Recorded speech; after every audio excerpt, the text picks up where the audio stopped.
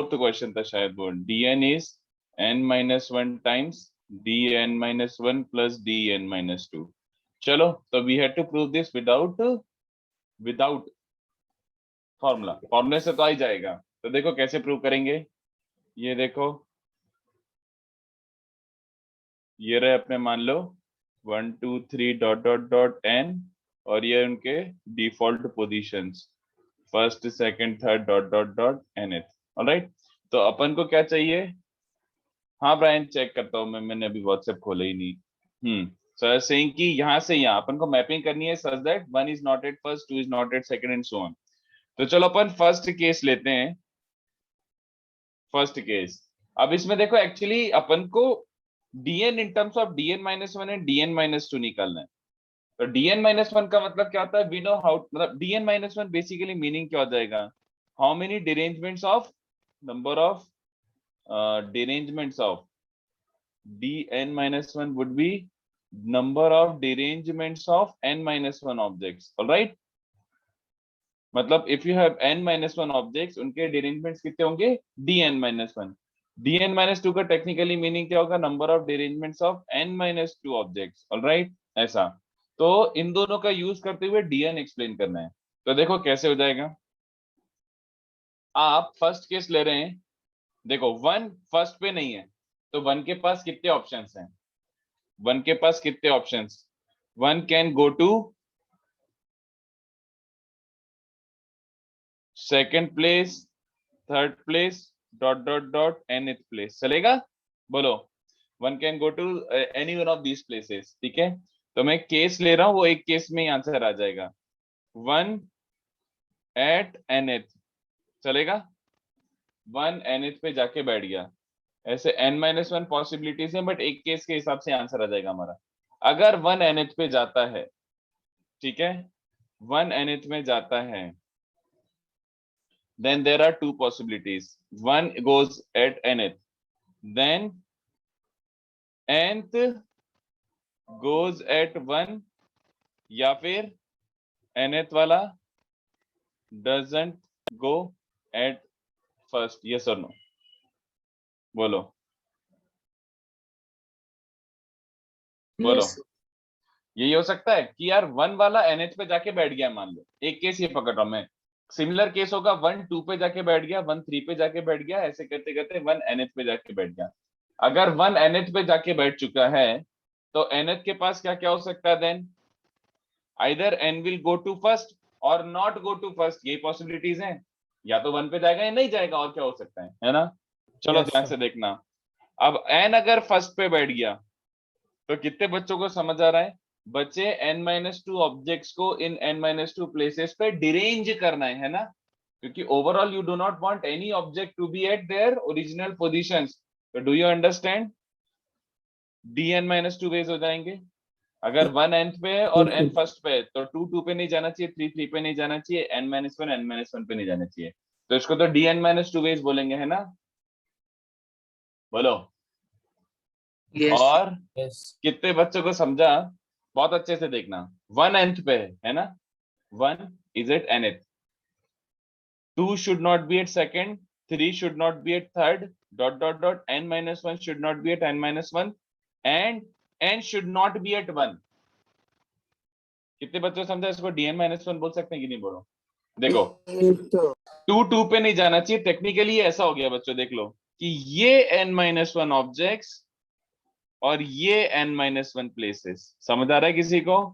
n first पे नहीं होना चाहिए, 2 2 पे नहीं होना चाहिए, 3 3 पे नहीं होना चाहिए, तो ये n-1 ऑब्जेक्ट्स का इन n-1 प्लेसेस पे अरेंजमेंट करना है, सच दैट n फर्स्ट पे नहीं, 2 सेकंड पे नहीं, 3 थर्ड पे नहीं, 4 फोर्थ पे नहीं, डॉट डॉट डॉट। तो इसको तो dn-1 बोल देंगे, है ना, टेक्निकली dn-1 ही तो है। तो कितने बच्चों को समझा, नंबर ऑफ वेज क्या बन रहे हैं केस 1 के। अगर 1 nth पे जाके बैठा हुआ है, तो कितने डिरेंजमेंट्स मिलेंगे बच्चों, बोलो। तो dn क्या हो जाएगा, हर केस में यही आंसर आने वाला है, एंड 2 पे जाए चाहे 3 पे जाए चाहे 4 पे जाए, यही वाले डिरेंजमेंट्स मिलेंगे। तो n-1 टाइम्स dn-1 चलेगा बच्चों, बोलो, ये रहा आंसर। सर एक बात नहीं समझा कि आपने 1 at n को लेके फिर आपने ये कैसे डिसाइड किया n goes at n and doesn't go at n, ये like what exactly else is there to do? N के पास क्या क्या ऑप्शंस हैं? सर 2 3 पे भी तो जा सकते हैं ना तो डीएल इसमें आएगा ना मेंढक, पहले सोचा तो करो। Sorry and doesn't go to one मतलब it could have gone to 2 और 3 और 4 और 5 और 6, तो इसमें आ गया ना वो। यस सर यस हम्म ठीक है ब्रायन, मैं सोल्यूशन चेक करके देखता हूँ। तो आई होप ये समझाओ कि फर्स्ट सर केस का ये है, तो ऑल केसेस का कंबाइन करके n-1 टाइम्स ये बन जाएगा ना। हर केस में यही आंसर आएगा कि 1 2 पे गया, 1 3 पे गया, 1 4 पे गया, every time will get this only. तो n-1 टाइम्स दिस। ठीक है, बोलो सर समझ गया, आपने भी वही जो बोला वही पूछने वाला। क्या क्या क्या। सर आपने अभी जो बोला वही पूछने वाला था सर। नहीं, क्या क्या एग्जैक्टली फिर से पूछो, व्हाट डिड आई से?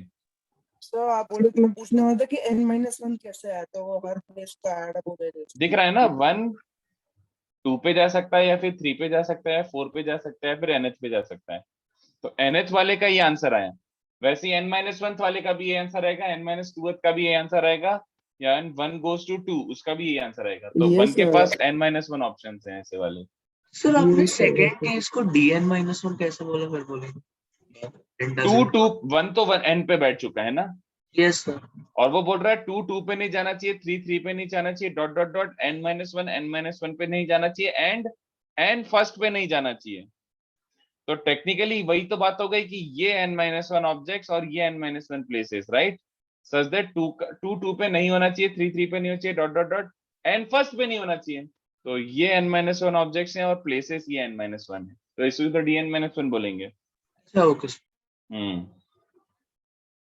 चलो, तो क्वेश्चन 5 का आंसर क्या आ जाएगा? क्वेश्चन 5 कौन सा वाला था? हाँ चलो, व्हाट्सएप खुल गया तो मैं देख ही लेता हूँ। What was question 5? I think ये वाला था ना, नंबर ऑफ, नहीं, हाँ प्रीवियस वाले का नहीं आना चाहिए। तो ये भी सिमिलर लुकिंग है, देखो इसका आंसर क्या बन जाएगा। कोई भी अपने प्रीवियस वाले की पोजीशन ऑक्यूपाई नहीं करना चाहिए, dot dot dot n first second third nth, है ना?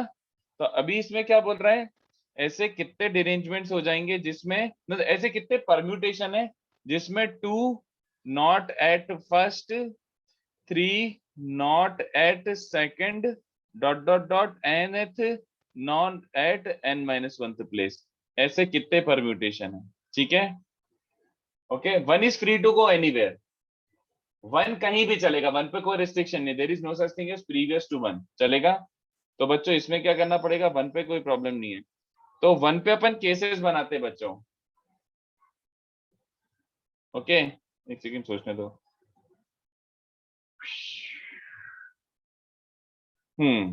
1 goes to nth, या फिर 1 doesn't go to nth, चलेगा। यही दो केसेस बन रहे हैं क्या, बोलो? 1 के ऊपर लेता हूं मैं, ठीक है। तो 1, हाँ ये वाला 1 nth पे जा सकता है या नहीं जा सकता, दो ही तो केस बना रहा हूं मैं इसे। या तो nth पे बैठेगा या नहीं बैठेगा, इसके अलावा बताओ क्या बनाऊंगा? या तो nth पे मैप कर दूं या नहीं करूं, और कुछ कर सकता हूं? सोच लो पहले एक बार। अगर 1 nth पे गया, केस 1, तो how many permutations are there such that 2 first पे नहीं जाना चाहिए, 3 सेकंड पे नहीं जाना चाहिए, dot dot dot n-1, sorry nth वाला n-1, इसी को तो dn-1 बोलेंगे बच्चों, है ना? अगर 1 nth पे बैठ चुका है तो ये तो प्रॉपर dn-1 हो गया। ये n-1 ऑब्जेक्ट्स हैं और ये n-1 प्लेसेस हैं, 2 फर्स्ट पे नहीं, 3 सेकंड पे नहीं, और डॉट डॉट डॉट। दिख रहा है क्या? Okay. Plus 1 doesn't go to nth, 2 doesn't go to first, 3 doesn't go to second, dot dot dot, इसको तो dn बोलते हैं। आंसर dn प्लस dn-, बोलो। ये n ऑब्जेक्ट्स हैं और ये n प्लेसेस हैं जिसमें 1 nth पे नहीं बैठना चाहिए। तो इट्स लाइक फर्स्ट का डिफॉल्ट पोजीशन nth मान लो, 2 का फर्स्ट मान लो, 3 का सेकंड मान लो, और कोई भी अपनी पोजीशन पे नहीं जाना चाहिए। तो दिस इज बेसिकली, हाँ इंक्लूजन एक्सक्लूजन से भी कर सकते हो, बट वो थोड़ा लेंदी होगा। मतलब बिल्कुल यार, derangement itself was inclusion exclusion. So of course everything can be written in terms of inclusion exclusion. ठीक है? तो ये आंसर है. वाले में आपने बेसिकली 1 के n-1 को n माना है, ऐसा कुछ है. 1 का डिफॉल्ट पोजीशन nth माना है मैंने एक तरीके से. 2 का डिफॉल्ट पोजीशन फर्स्ट है, 3 का डिफॉल्ट पोजीशन सेकंड है, और 1 का डिफॉल्ट पोजीशन nth है. 1 का डिफॉल्ट पोजीशन nth है. अब इसमें ये बन रहा है कि कोई भी अपनी पोजीशन पे नहीं आना चाहिए, तो dn. इसमें 1 तो nth पे बैठ चुका है, अब ये वाले n-1 ऑब्जेक्ट्स अपनी n-1 पोजीशन पे नहीं आना चाहिए, तो dn-1 खत्म. ठीक है सर. हम्म. सर ये इसमें ये वाला केस भी इंक्लूडेड होगा ना कि 1 फर्स्ट पोजीशन पे है. हाँ बिल्कुल, इसमें आ जाएगा इधर, which is fine for us ना. 1 फर्स्ट पे आ सकता है. Yes sir, yes. क्वेश्चन के हिसाब से. और यहाँ वाले बच रहे हैं. क्वेश्चन 2. सर एक एक्स्ट्रा क्वेश्चन भी था इसका. वो करना है सॉल्व. ट्राई कर चुके हो क्या? चलो ठीक है, तो एक्स्ट्रा भी कर देता हूं. तो यू हैव 10 कपल्स. ठीक है, तो वुमेन 1 मैन 1 ऐसे करके है, women 2 man 2 dot dot dot women 10 man 10, और उसके बाद S1 S2 S3 S4 S5. तो आप इसको कोशिश कर रहे हो कि डिरेंजमेंट से क्लब करने की, but answer can not be explained in terms of derangements. Whatever you do, ये डिरेंजमेंट से नहीं होगा. तुम सोच लो अगर तुमने कुछ निकाल के रखा है तो this can not B done bye derangement. Problem क्या है कि there are 15 men and 10 women. तो इसको आपसे क्या करना पड़ेगा बच्चों? इसको आपको इंक्लूजन एक्सक्लूजन से ही करना पड़ेगा eventually. This can not be explained by just derangement. तो इंक्लूजन एक्सक्लूजन मतलब क्या है? सेट A1 क्या बनाऊंगा? women 1 with M1. Okay. Set A2 क्या बनाऊंगा? women 2 is with M2 dot dot dot. Set A10 क्या बनेगा बच्चों? women 10th was with women M10. तो सबको आंसर समझ गया कि answer will be universal site minus n of human and so on. जल्दी बताओ, है ना? ये आंसर होगा. तो यूनिवर्सल सेट कितना है? In how many ways can women dance with 15 men? 15 P10, yes और नो? Yes sir. यस 15 में से या तो फिर 15 C10 into 5 10 फैक्टोरियल कर लो, जो आपको अच्छा लगे. Same thing, yes sir. है ना? तो 15 P10 ही लिख देता हूं. 15 में से 15 men are there and 10 women are to be arranged. तो ये तो टोटल हो गया. उसमें से n of A1 का मतलब क्या हुआ? In how many ways women 1 is always dancing with men 1. तो अगर women 1 men 1 के साथ डांस कर ही रही है तो 14 P9 समझा किसी को? यस सर, फिक्स कर दिया है ना? इंटू 10C1 समझा? Na1 समेशन लगा दिया मैंने. Na1 भी यही है, Na2 भी यही है, Na3 भी यही है, Na4 भी यही है, जो सब सेम है. Minus 10C2. A1 intersection A2 क्या हो जाएगा बोलो? समझ आ रहा है? ये इसके साथ है, ये इसके साथ है, तो बची 8 women are dancing with remaining 13 men, है ना? और 10C2 बेस समझ गए? ऐसे A1 इंटरसेक्शन A2 वाले 10C2 केसेस बनेंगे, तो उन सबका सम अप ही हो जाएगा. Plus 10C3 12P7 minus dot dot dot जहां तक भी जाएगा. ये इतना बड़ा answer. This is the answer. तो answer I was not expecting कि एग्जैक्ट वैल्यू क्या जाएगी, बस ऐसे फॉर्मेट में छोड़ दो. डिरेंजमेंट से नहीं कर सकते, ये हमेशा फंस जाओगे. डिरेंजमेंट के लिए दोनों नंबर सेम होने चाहिए. 10 ऑब्जेक्ट और 10 प्लेसेस ऐसा होना चाहिए. यहाँ पे 10 ऑब्जेक्ट और 15 प्लेसेस हैं, तो प्रॉब्लम वहां पे आ रही है. डिरेंजमेंट से एक्सप्लेन करने में फाइट हो जाएगी, केसेस भी नहीं बना पाओगे इसमें. ठीक है, चलेगा बच्चों? और उसके बाद फिर वो नीचे वाले बता देता हूँ. क्लासिकल ऑक्यूपेंसी या डिस्कस कर. ऐसे चैट पे लिखेगा तो मैं नहीं बता पाऊंगा. एग्जैक्टली डिस्कस कर मुझसे.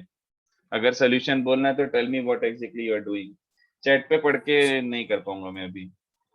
Yes, sir. Can we do it by imagining 5 women with a single man and then deranging all and then excluding the cases of 5 women dancing with any of the men?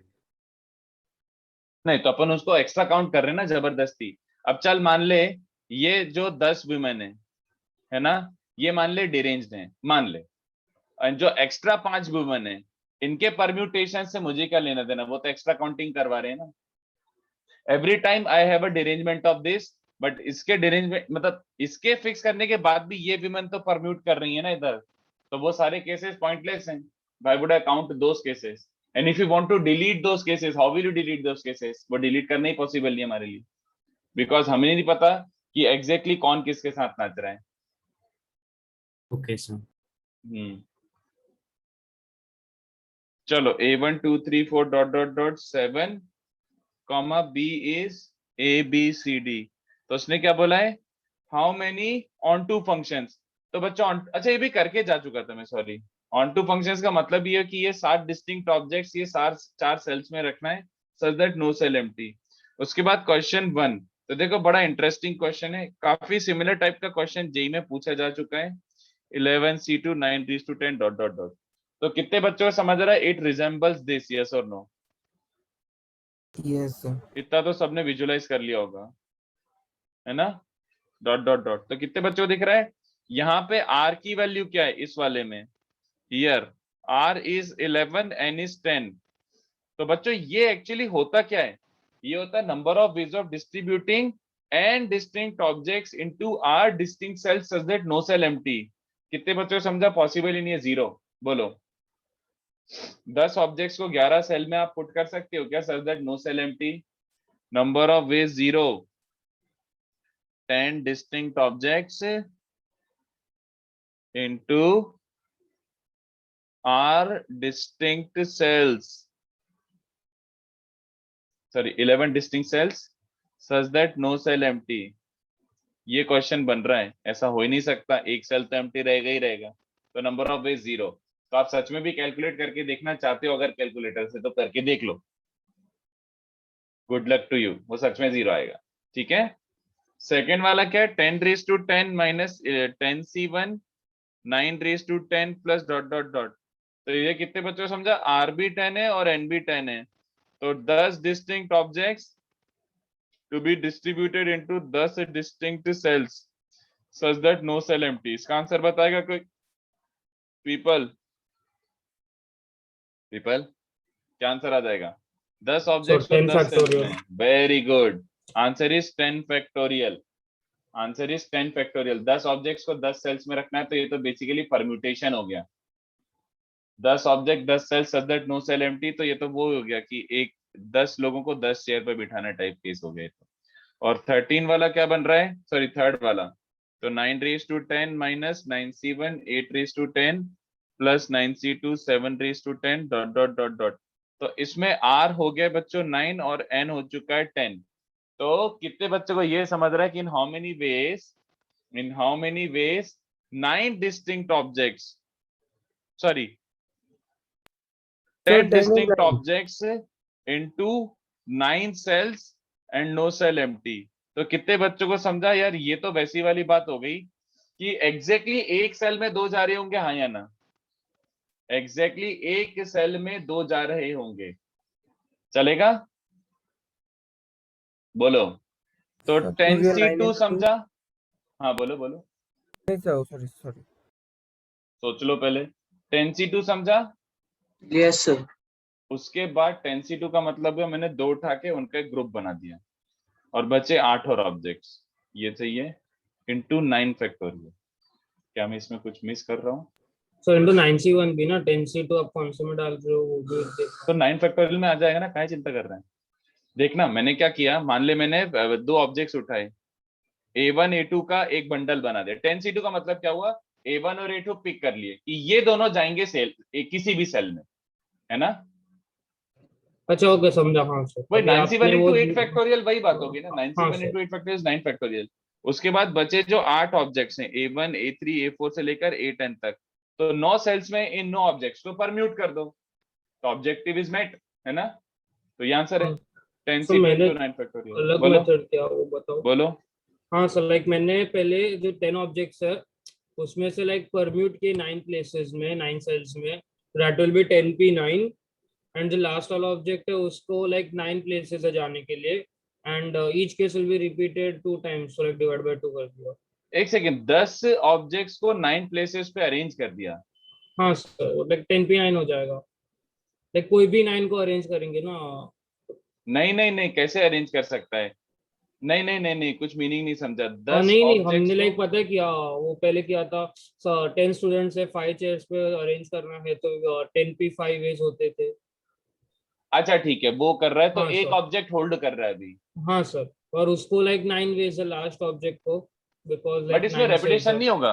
हाँ sir, तो उसको divide by 2 किया ना, because हर एक case 2 time repeat होगा हाँ ठीक है, एग्जैक्टली। चलेगा, तो फिर चलेगा, हाँ सर, तो फिर चलेगा, सही है। Thank you sir.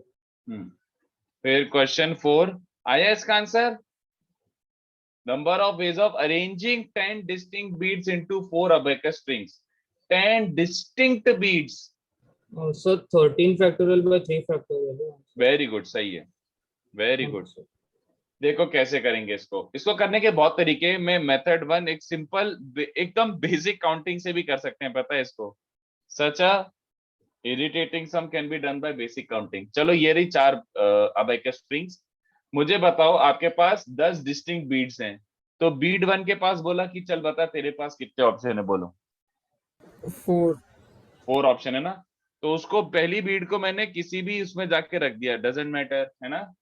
अब मुझे बताओ अरेंजमेंट के हिसाब से बताना, B2 के पास कितने ऑप्शन हैं अरेंजमेंट के हिसाब से। अब मैं नेक्स्ट बीट रखना चाहता हूं तो उसके पास कितने ऑप्शन है?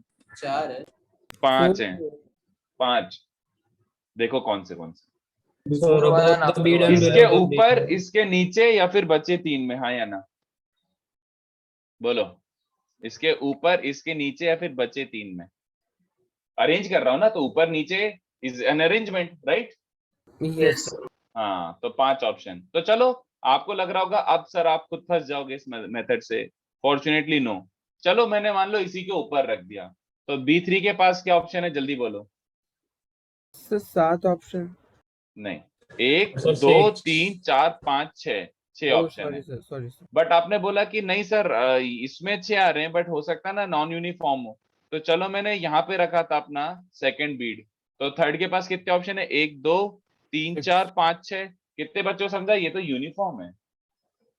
Do I have to split into cases?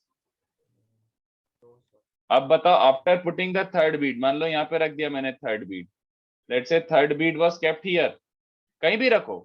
बताओ कितने ऑप्शन है फोर्थ के पास, 1 2 7 3 4 5 6 7। 8। अगर मैं यहाँ रखता तो 1 2 3 4 5 6 7, कितने बच्चों से हमारा, wherever you put number of ways of arranging the fourth bead is 7 dot dot dot. कितने बच्चों को दिख गया, ये रहा आंसर।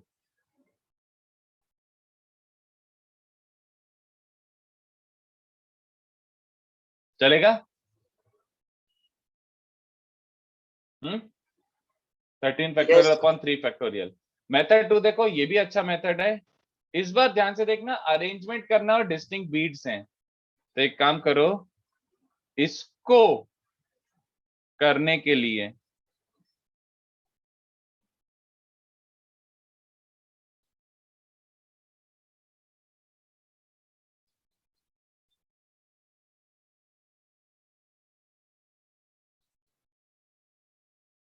बोलो आंसर खत्म।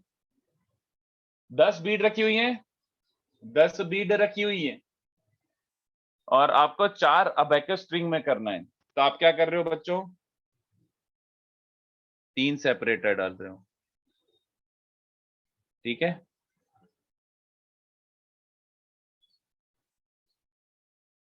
ये तो आपने क्या प्रोसेस बना ली, ये वाला फर्स्ट वाला स्ट्रिंग में जाएगा, ये वाला सेकंड स्ट्रिंग में जाएगा, ये वाला थर्ड स्ट्रिंग में जाएगा, और ये वाला फोर्थ स्ट्रिंग में जाएगा। तो कितने बच्चों को समझ आ रहा है, तुमने सबका परम्यूटेशन किया है, तो beads are getting arranged, yes और नो। यही वाले सोल्यूशन में 2 3 2 3, कितने बच्चों को समझ आ रहा है, since arrangements are being done. कितने बच्चों को समझ आ रहा है, इसमें सारे केसेस आ गए। इसमें B2 B1 आ रहा है क्या, हाँ आ रहा है। कितने बच्चों को समझ आ रहा है, जब 10 फैक्टोरियल लगा रहे हो, 10 फैक्टोरियल लगा रहे हो, तब यहाँ पे 8 और 9 भी आ जाएंगे और कुछ एवरीथिंग इज देयर। बोलो अरेंज हो रहा है ना मानवी, देखो तो सही। इसमें इस 13 ऑब्जेक्ट्स के आप परम्यूटेशन ले रहे हो, तो आप ये सोचो कि इन सब के परम्यूटेशन में, डू अंडरस्टैंड, आप भले ही इनको फिक्स कर दो, अभी परम्यूटेशन में तो सब कुछ हो रहा है ना। ये बीड्स भी अरेंज हो रही हैं, बीड्स आर डिस्टिंक्ट, तो इनके अरेंजमेंट्स आ रहे हैं। चलेगा? तो 13 फैक्टोरियल अपॉन 3 फैक्टोरियल, खत्म। इतने परम्यूटेशन होंगे। या फिर किसी को ऐसे अच्छा लगे तो ऐसे भी कर लो। ये देखो, फर्स्ट डू डिस्ट्रीब्यूशन, मतलब भाई आप पहले ये बताओ किस स्ट्रिंग में कितने जा रहे हैं, किस स्ट्रिंग में कितने जा रहे हैं। तो कितने बच्चों को चलेगा कि string 1 plus string 2 plus string 3 plus string 4 equals to 10। 10 identical objects are being distributed into 4 distinct cells. पहले आप ये कर लो। तो इससे क्या डिसाइड हुआ है बच्चों? अभी इससे ये डिसाइड हुआ है कि किस स्ट्रिंग में कितने बैठे हुए हैं, किस स्ट्रिंग में कितने बैठे हुए हैं। But every time you have like, तुम कुछ भी कर लो, किसी भी स्ट्रिंग में कितने भी डाल लो, यहाँ पे 2 है, यहाँ पे 3 4 है, यहाँ पे भी 4 है, और यहाँ पे बस ऐसा 0 है। कितने बच्चों को समझ रहा है? Corresponding to this distribution there are 10 factorial permutations, yes और नो? दीस 10 ऑब्जेक्ट्स को यू अरेंज कर दो इन 10 ऑब्जेक्ट्स को इसी डिस्ट्रीब्यूशन में, इसी डिस्ट्रीब्यूशन में इन 10 ऑब्जेक्ट्स को अरेंज ही कर दो। चलेगा? ये भी कर सकते हो कि 13C3 इंटू 10 फैक्टोरियल, ये अरेंज करने के लिए किसी भी डिस्ट्रीब्यूशन में द ऑब्जेक्ट्स और the beads can be arranged in 10 factorial base. तो आपको जो मेथड समझ आए आप वो वाला मेथड अडॉप्ट कर लो। मेरे हिसाब से सबसे इजियर था फर्स्ट वन, फिर सेकंड वाला और थर्ड वाला may be little confusing, but fine, जो आपको अच्छा लगे। चलेगा? मेथड 2 में डिवाइड बाय 3 फैक्टोरियल इसलिए किया ना क्योंकि 3 सेपरेटर है। सेपरेटर्स तो आइडेंटिकल है ना। यस। तो permutation is taking care of the arrangements of the beads, क्योंकि मैंने परम्यूट करा इन सबको, तो इसमें सेपरेशन भी हो रहा है और परम्यूटेशन भी हो रहा है साइमल्टेनियसली। ओके? यस। तो ये हो गए अपने सारे गंदे गंदे कॉन्सेप्ट। अब अपने पास बहुत ज्यादा कुछ पढ़ने के लिए है नहीं, चलो तो आगे बढ़ते हैं। सर ऑक्यूपेंसी खत्म मतलब पूरा?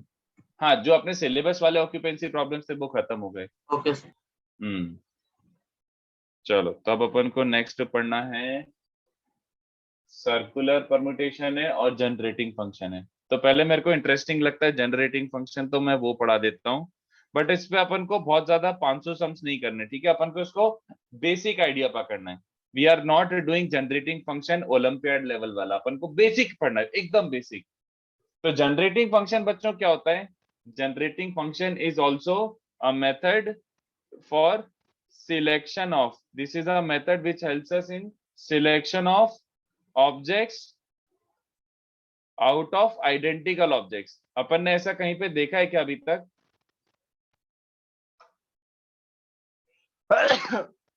बोलो, have we seen anything like this?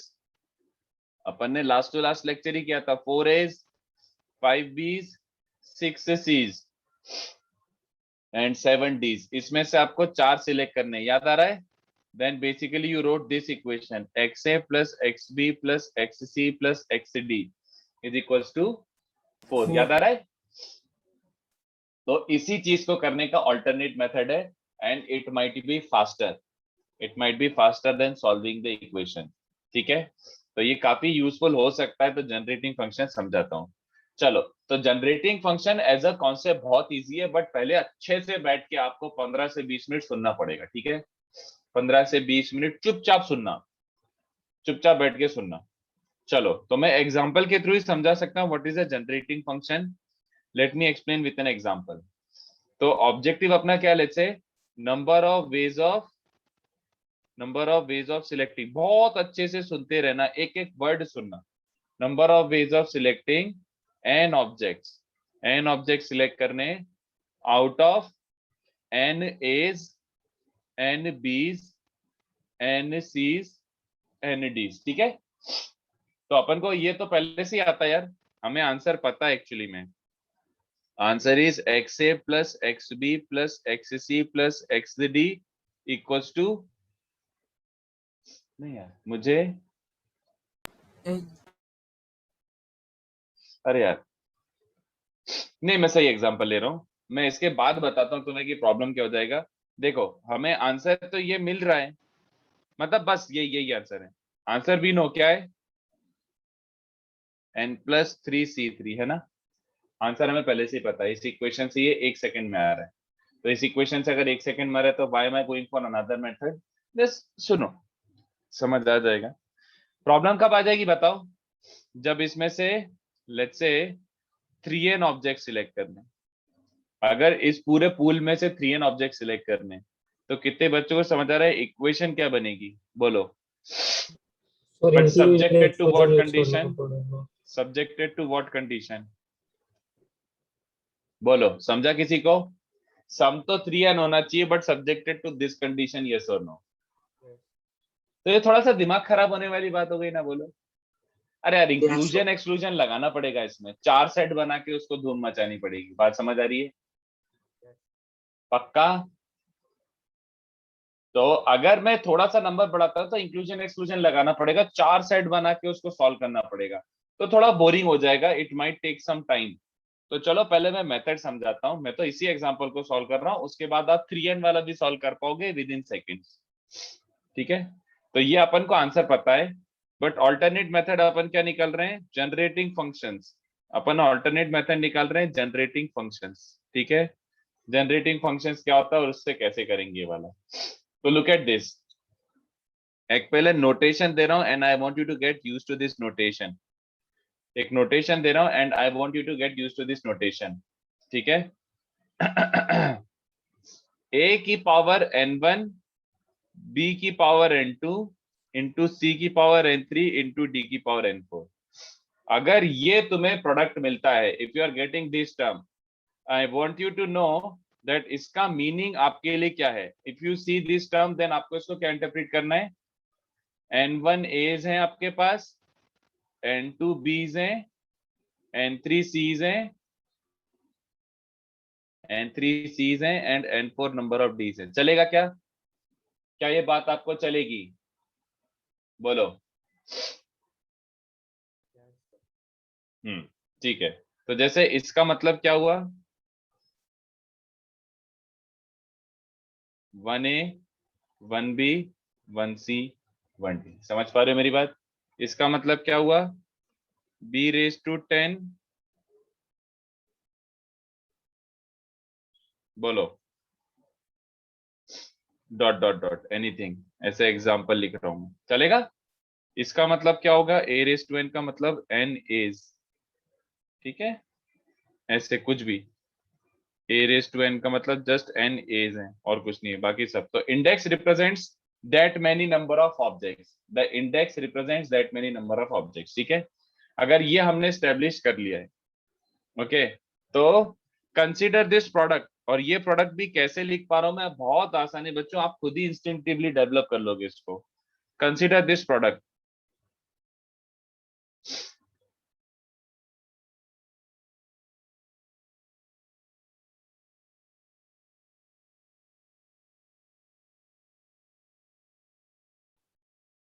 अभी चुपचाप बस सुनते जाना, कुछ समझना है तो जरूर बोल देना, बट अभी मैं कुछ कर रहा हूं, you will be able to follow this on your own anyway. बहुत सिंपल चीज है ये। चलो ये प्रोडक्ट कंसीडर करते हैं, ठीक है कितने बच्चों को समझ आ रहा है, इसमें बहुत सारी टर्म्स बनेंगी, बोलो। सारे प्रोडक्ट करोगे तो कितने बच्चों को समझ आ रहा है, a0 b0 c0 d0 से लेकर final an bn cn dn तक के सारे टर्म्स बनेंगे, हाँ या नहीं, बोलो। सारे टर्म्स की, यहाँ से ये लिया, यहाँ से ये लिया, यहाँ से लिया, एक एक करके कंबाइन करते जाओ, एक एक करके कंबाइन करते जाओ तो सारी टर्म्स मिलेंगी बच्चों। ठीक है, 4n नंबर ऑफ टर्म्स मिलेंगी। ठीक है, 4n नंबर ऑफ टर्म्स मिलेंगी। बट अब चलो क्वेश्चन पढ़ते हैं वापस से और हमारे इंटरप्रिटेशन के साथ।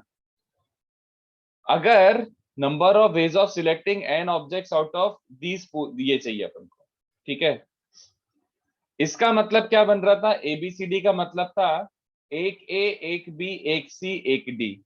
तो मुझे एक बात बताओ, इस प्रोडक्ट में जो 4n नंबर ऑफ टर्म्स बनेगी, we want which terms, for our question. अपने क्वेश्चन के लिए कैसी वाली टर्म्स चाहिए? अगर ये sum of interpretation, powers, very good, कितने बच्चों को ये पॉइंट समझा? एक और बार रिपीट करो ताकि बाकी सब समझ पाए। Sum of powers of A B C and D should be है। ये सबको समझ आता है क्या? बोलो एक बार। I want you to Yes, sir. Absorb this, grasp this, give it 20 seconds. हमें खाली किससे कंसर्न है? वी वांट टर्म्स, क्योंकि हमारा ओरिजिनल ऑब्जेक्टिव क्या है? एंड टर्म्स निकाल तो ए हाँ। बी सी डी सबका पावर शुड बी 4 लाइक सबका n n हाँ। If we want n objects selected, याद आ रहा है? If we want n object selected, ये वाला, तो इस वाले क्वेश्चन के लिए हमें टोटल n ऑब्जेक्ट्स चाहिए इस पूरे पूल में से।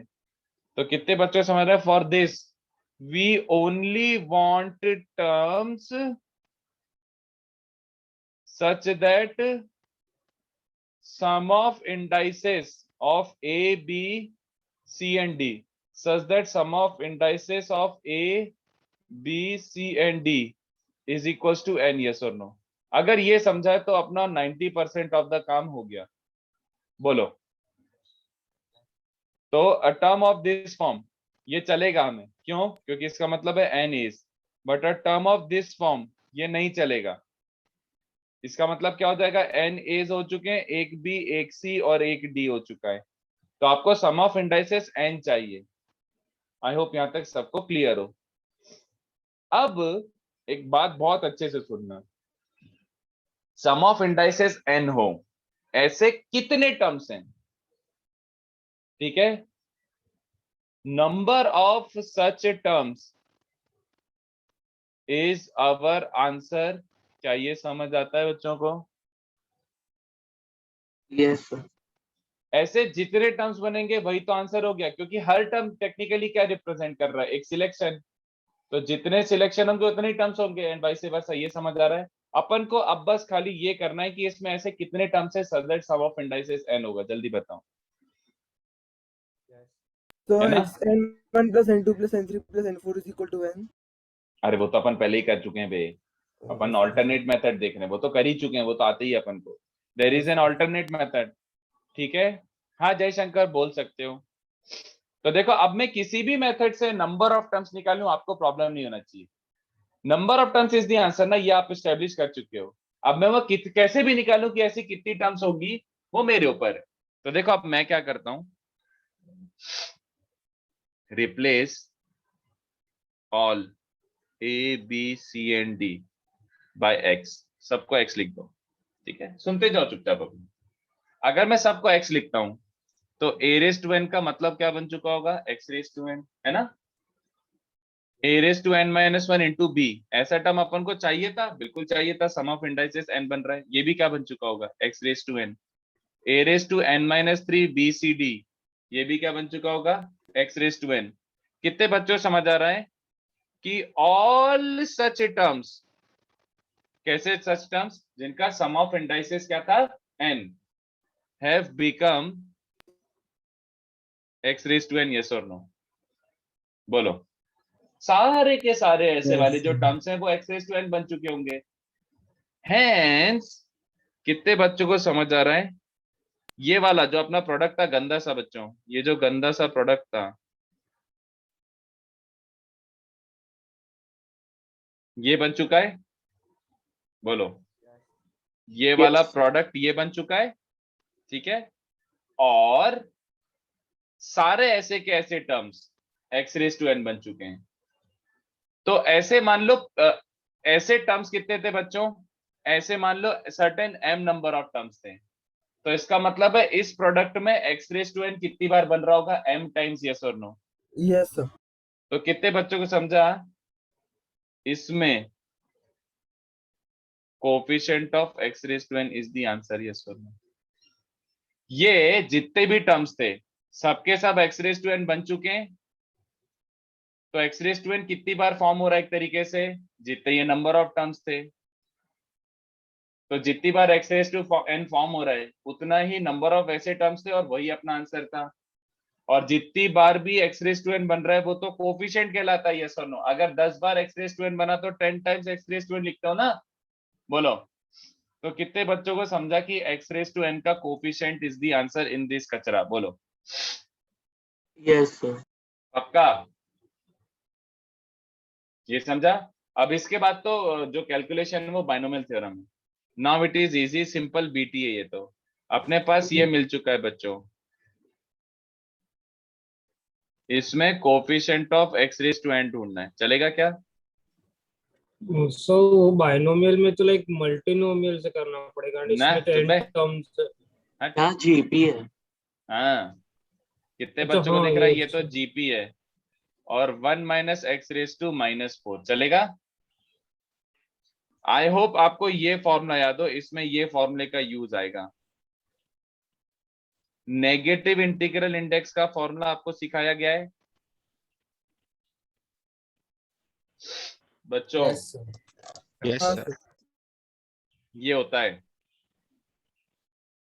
याद है आपको? n-1 c0 फिर nc1 फिर n+1 c2 dot dot dot ऐसे करके नेगेटिव इंटीग्रल इंडेक्स में ये होता है। बोलो, यहां तक समझा बच्चों? Yes sir. बस, तो इसमें कोफिशिएंट निकालना कोई बड़ी बात नहीं है। पहला वाला तो सिंपल बाइनोमियल है, क्या बन जाएगा? 4c0 माइनस 4c1 ये वाला, और हाइयर पावर सी आने वाली है इसके बाद। और ये वाला क्या बन चुका होगा? a0 plus a1x plus a2x square till infinity. बोलो। अब मुझे इसमें x रेज टू n ढूंढना है। तो कितने बच्चों को समझ रहा है? यहाँ से 4c0 ले रहा हूं तो वहां से क्या लेना पड़ेगा? X raise to an। उसके बाद यहाँ से x रेज टू n+1 ले रहा हूँ तो वहां से कुछ ले सकता हूँ क्या? नो सर, बस एक ही। तो कितने बच्चों को समझा? ये वाला इग्नोर भी कर सकते थे आप, क्योंकि उसमें हाइयर पावर सारी, यही आंसर है। बोलो। और an कैसे निकालोगे? an कैसे निकालोगे? an ar is given by, यार हाँ यहाँ पे ar क्या होता है? n+r-1 cr। n4 है टेक्निकली आपका, बात समझ पा रहे हो? मैं इसको इनफैक्ट ऐसे लिख देता हूँ, नहीं तो आप कंफ्यूज हो जाओगे। a capital R is capital N plus capital R-1 c capital R, चलेगा? तो an के लिए आपका capital R is small n और कैपिटल N 4 ही है, देखो इंडेक्स 4 था। तो फॉर्मूला क्या बन रहा है? 4 plus small n-1 c n, चलेगा? तो n+3 cn which is on n+3 c3। वही आंसर आया? जल्दी बताओ। n+3 c3 आया है ना? तो वही आंसर आया, आना भी चाहिए था। ओके, तो this is called generating function. Which part specifically?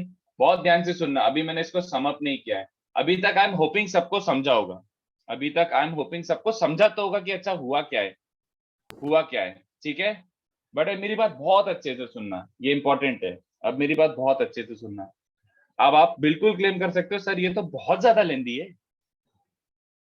ये तो बहुत ज्यादा लेंदी है। एक्चुअली नहीं, वो तो समझाने के लिए इतनी मेहनत करनी पड़ी, वो तो समझाने के लिए इतनी मेहनत करनी पड़ी। ध्यान से देखो, एकदम स्क्रैच से। उसने बोला N A's, n B's, n C's, n डीज, और इसमें से एन सिलेक्ट करना है। कितने बच्चों को समझा? मैं अगर समझ चुका हूं तो मैं यहां से स्टार्ट करूंगा। Now that I have understood this method, मैं यहां से स्टार्ट करूंगा कि यहीं से स्टार्ट करूंगा डायरेक्टली? बोलो। हेंस वजह से सीधे एक्स से स्टार्ट करोगे ना? अरे भाई एन एज है तो एज वाले ब्रैकेट क्या रिप्रेजेंट करेंगे? ये वाले एक्स, चलेगा सबको? ये ए की पावर, ए के सिलेक्शन है, चलेगा? सिमिलरली बी के लिए भी यही ब्रैकेट आ जाएगा। तो कितने बच्चों समझा कि मैं यहीं से स्टार्ट करूंगा? ये एज रिप्रेजेंट कर रहा है ए की पावर, ये बी की, ये सी की, ये डी की, और टोटल एन सिलेक्ट करने तो इसमें coefficient of X raise to n is the answer. कितने बच्चों को समझा? बोलो। चलेगा? इस पोर्शन को बोलते हैं generating function. This thing is called generating function. You have created a function और अ पॉलिनोमियल जिसके coefficient will give you the answer. This is called generating function. I will directly start with x का series, not ABCD का। ABCD तो interpretation के लिए लिखा था, but eventually काम तो ये आया ना, इवेंचुअली तो अपन ने इसको सॉल्व किया ना। So this thing is called generating function. चलेगा क्या? तो मैं आपको अभी के अभी वही वाला एग्जांपल करके बताता हूं, which would have been a little lengthier, which would have been a little lengthier using equations। तो ये कई बार ज्यादा अच्छे से यूज आ जाता है तो इसी में एग्जांपल 2, चलो 2n ऑब्जेक्ट सिलेक्ट करने, you want to select 2n objects from n a's, n b's, n c's, n d's, चलेगा? आपको इसमें से 2n ऑब्जेक्ट सिलेक्ट करने, तो इसका जनरेटिंग फंक्शन क्या बनेगा, जल्दी बताओ। x raised to 0 plus x raised to 1 up to x raised to n raised to n. कितने बच्चों को समझा? Raised to ए के 4 लिए sir, ये raised to बनेगा, 4. बी के लिए भी यही बनेगा, सी के लिए भी यही बनेगा, डी के लिए भी यही बनेगा। तो रेज टू 4 चलेगा क्या सबको? Yes sir. और इसमें क्या ढूंढना है, टोटल कितने सिलेक्ट करने हैं, 2n ऑब्जेक्ट्स, तो टोटल इंडाइसेस का सम क्या होना चाहिए? x raised to तो 2n. कितने बच्चों को समझा? कैलकुलेशन तो आपने ऊपर कर ही रखी है, कैलकुलेशन तो आपने ऊपर कर ही रखी है, तो वापस से पूरा कैलकुलेशन लिखने का क्या मतलब है ना? ऐसे करके क्या होगा, हायर पावर्स, और यहाँ पे a not plus a1x plus a2x square dot dot dot till infinity. बोलो क्या आंसर आ रहा है? 2n के लिए 4c नॉट किसके साथ कंबाइन होगा? A raised to फिर 8 minus ये वाला, ये वाला,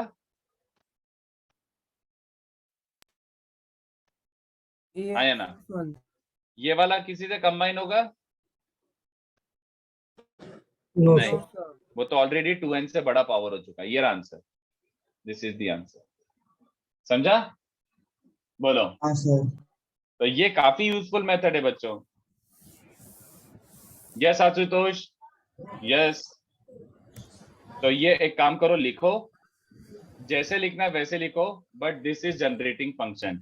और अब जनरेटिंग फंक्शन ऐसे तो बहुत ज्यादा इंपॉर्टेंट चीज है, बट जेई में अपन को बस बेसिक पढ़ना और बेसिक 4-5 क्वेश्चन करने, ठीक है? अपन को इस पे हीरो नहीं बनना है, धूम नहीं मचानी है इसमें। लिखो इसको, लिखो इसको।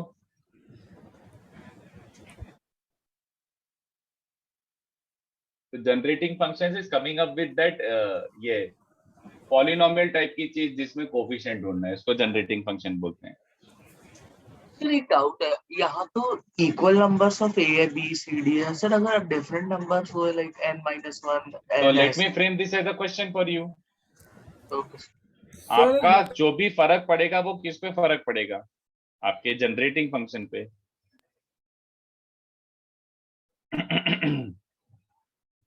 तुम ये समझे ना, ये क्या डिनोट कर रहा था? हाँ बोलो बोलो बोलो। ये इंडाइसेस क्या डिनोट कर रहे थे? Why did I take up to n? Why did I take her indices up to n? n objects थे. क्योंकि सब n ऑब्जेक्ट्स तक दिए हुए थे। बात समझ पा रहे हो? मैंने 0 1 2 3 अप टू n, n के आगे क्यों नहीं लिया? क्योंकि अवेलेबल ही कितने थे, n a's, n b's, n c's। अगर मैं a raised to n plus 1 लिख देता, इसका मतलब है n plus 1 a's अवेलेबल है, बट नहीं है, वो तो क्वेश्चन में दिया ही नहीं। समझ आ रही मेरी बात? चलो तो कॉपी करो।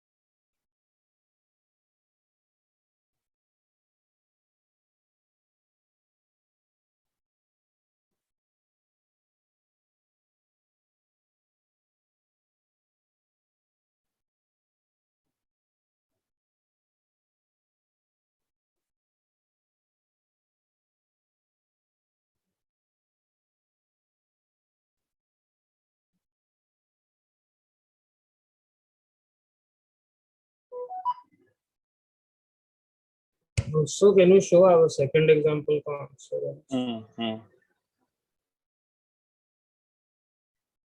मतलब आ रहा हूँ नीचे, पहले कॉपी कर लें दो लोगों को आराम से।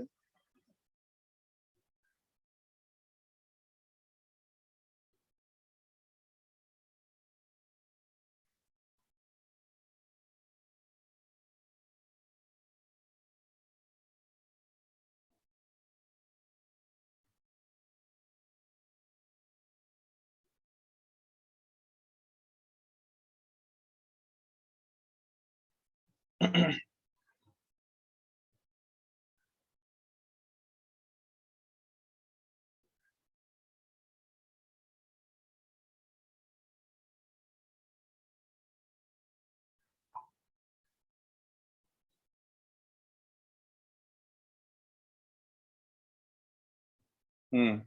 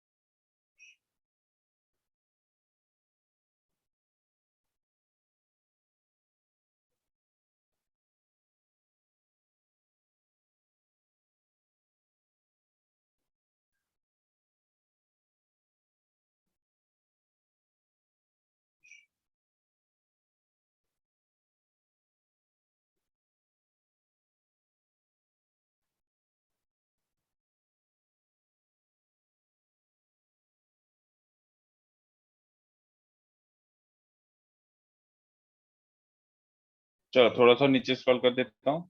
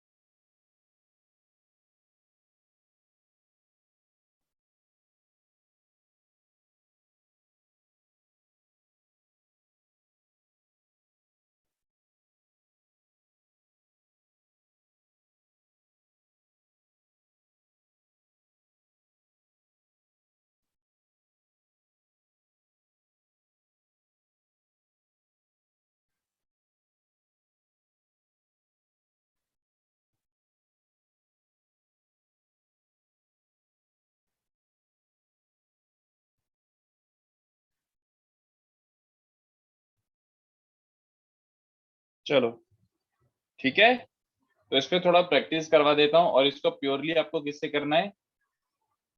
प्योरली किससे करना है? Generating function. चलेगा? आगे बढ़ूं? हेलो, आवाज आ रही है कि नहीं बच्चों? हाँ चलो ठीक है। तो एग्जाम्पल नोट करने अच्छा, एग्जाम्पल 2 नोट करना है, ये देख लो। सेकंड वाला नोट करना। कर लो कर लो कर लो।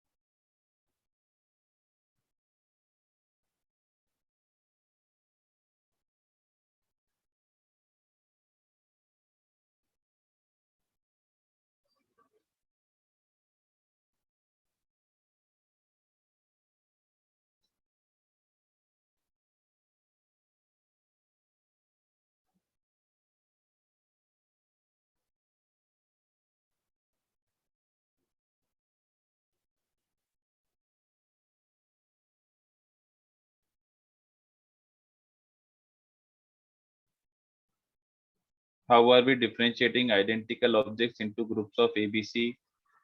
It doesn't make sense to me right now what you're asking. तो मीनिंग नहीं निकल रहा है इसका. क्या बोलना चाह रहे हो एग्जैक्टली? रखे हुए हैं तुम्हारे पास N A's, n B's, n C's, n डीज, उसमें से सिलेक्ट कर रहे हो. ए बी सी तो डिफरेंशिएबल ही है ना, ऑफ कोर्स डिफरेंशिएट कर सकते हो क्योंकि दे आर डिस्टिंक्ट.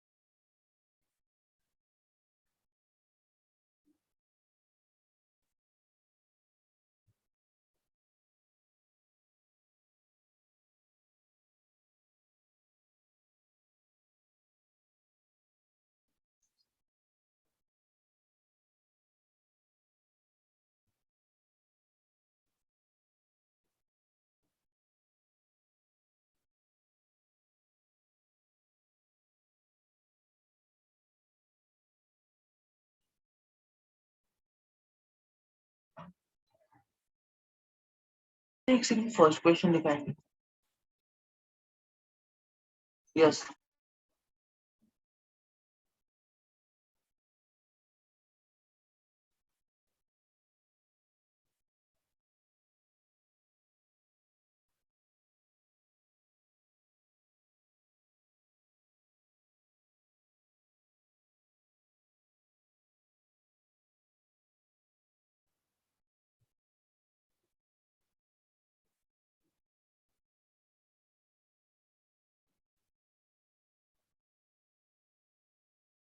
चलो ये 5 क्वेश्चन करते हैं.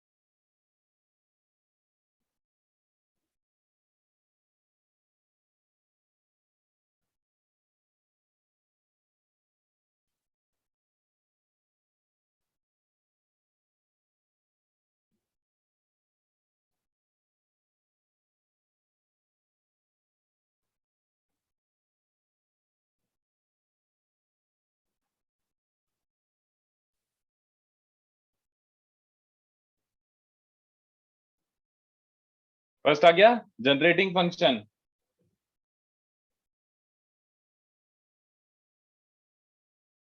बोलो बच्चों.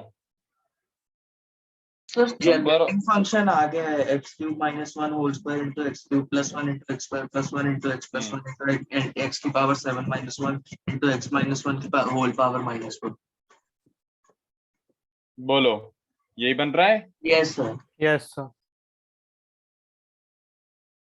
ए बी सी. तो ये इसलिए दिया ताकि आपको ये समझे कि पावर्स कैसे क्या क्या कहां से कहां तक हो सकती है. तो ये ए का डिनोट कर रहा है, तो ए कुड बी 0 1 और 2, B could be 0 1 2 3, C could be 0 1 2 3 4. समझ गए? डी कहां तक जाएगा? कैलकुलेशन पहले इसका गंदा हो थोड़ा सा, तो वो किसी भी मेथड से करो तो कैलकुलेशन तो सड़ी गई, बट एटलीस्ट जनरेटिंग फंक्शन सबको समझ गया. दिस वाज द आइडिया कि इसमें आपको क्या ढूंढना है, coefficient of x raised to 5. चलेगा? बोलो. ठीक है, ये आंसर है। Coefficient of x raise to 5 in this multiplication is the answer. तो इसको करने के लिए ऐसा नहीं है कि इम्पॉसिबल है, बिल्कुल कर सकते हैं भाई। सब में जीपी का फॉर्मूला लगा दूं, जल्दी बताओ बच्चों, यस है ना। और नीचे 1 माइनस एक्स रेज टू -5 समझा क्या बच्चों?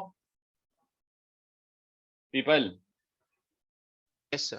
कितने बच्चों को समझ आ रहा है? You can safely ignore this, cancel नहीं कर रहा हूं, इग्नोर कर रहा हूं। काहे? Why? How and why did we ignore this? जल्दी बोलो बच्चों। सो पावर 5 या उससे कम हाँ, 5 चाहिए, सॉरी। इग्नोर क्योंकि एज एक्स रेज टू 5 चाहिए। अच्छा, कम नहीं, एक्स रेज टू 5 चाहिए। तो एक्स रेज हाँ टू सो 5 वही से सही। हायर वाले टर्म्स का मुझे कुछ लेना देना ही नहीं। अगर पहली एक्स रेज टू 6 और 7 बन गया तो वो तो कंट्रीब्यूट कर ही नहीं रहे, तो उसको लिखो नहीं लिख लो, कौन फर्क ना पड़ रहे हैं।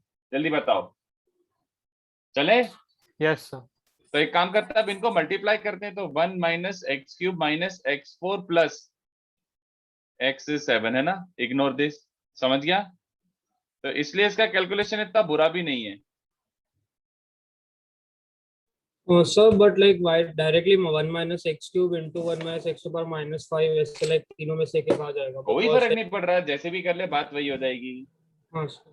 हाँ, तो फिर इसको इससे मल्टीप्लाई करो, 1 minus x 5 minus X cube plus ignore minus x 4 plus ignore. बस ये बच रहा है कि नहीं? जल्दी बताओ। इन दोनों को मल्टीप्लाई करूंगा तो बाकी सब हाइयर पावर्स बनेगी।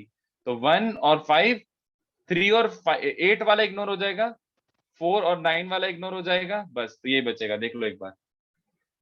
तो कितने बच्चों को दिख रहा है कि अब आंसर टेक्निकली क्या है? यहाँ से 1 ले रहा हूं तो वहां से A5, यहाँ से x रेज टू 5 बार ले रहा हूं तो यहाँ से A0, यहाँ से 3 ले रहा हूं तो यहाँ से A2, और यहाँ से 4 ले रहा हूं तो वहां से A1। ये आंसर है बच्चों।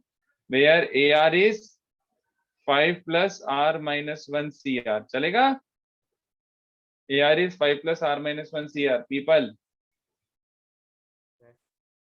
तो A5 क्या बन जाएगा? 9C5। A5 will be 9C5, yes। R 4 plus RCR, ये और 4 plus RCR। A0 क्या बन जाएगा? 4C0। A2 क्या बन जाएगा? 6C2। और A1 क्या बन जाएगा? 5C1। ये आंसर है। ठीक है, आई होप समझाओ ये। नेक्स्ट ट्राई करो, सेकंड वाला। A person throws a die 5 times, तो कितने तरीके से उसका टोटल स्कोर 15 आ सकता है?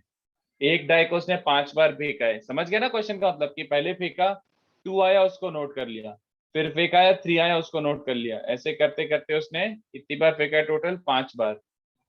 तो टोटल सम कितने तरीके से 15 हो सकता है? सोचो सोचो पीपल। सर आपने यहाँ पे क्या क्या इग्नोर किया, फिर से बताएंगे क्या? एक्स रेज टू 5 का कोफिशिएंट कैलकुलेट किया, एक्स रेज टू 5 का कोफिशिएंट कैलकुलेट किया। हमने अपनी इग्नोर क्या क्या किया है? हायर पावर्स ना, मुझे x की पावर 5 चाहिए ना इस पूरे प्रोडक्ट में, तो मैं x की पावर 5 से ज्यादा वाले पावर वाले लिखूं नहीं लिखूं, कोई फर्क पड़ रहा है क्या? अच्छा okay. Because they will not contribute in x raise to 5, तो उनको लिखो नहीं लिखो इग्नोर। तो any power of x which is greater than 5 can be successfully ignored because it does not contribute in the answer.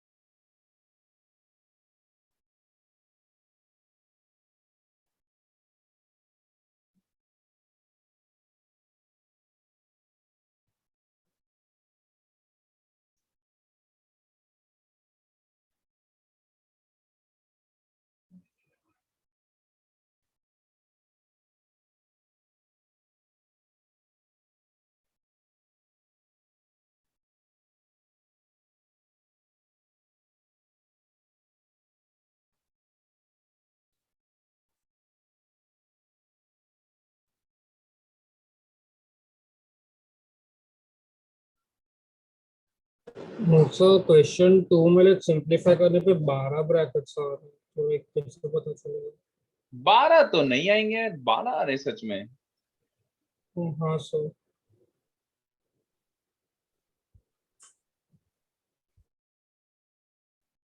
बात कर रहा है? नो सर, जनरेटिंग फंक्शन क्या बना?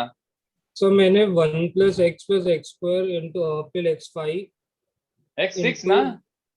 डाई क्या क्या? नहीं नहीं, 1 + तो x 5 + x डाई नहीं, है सॉरी सॉरी सॉरी सॉरी, कितने बच्चों को समझा? ये आंसर है एक्चुअली में। इंडाइसेस 1 से 6 जाएंगे, 1 से स्टार्ट नहीं होगा, मतलब x⁻0 से स्टार्ट नहीं होगा। बात समझ पा रहे हो?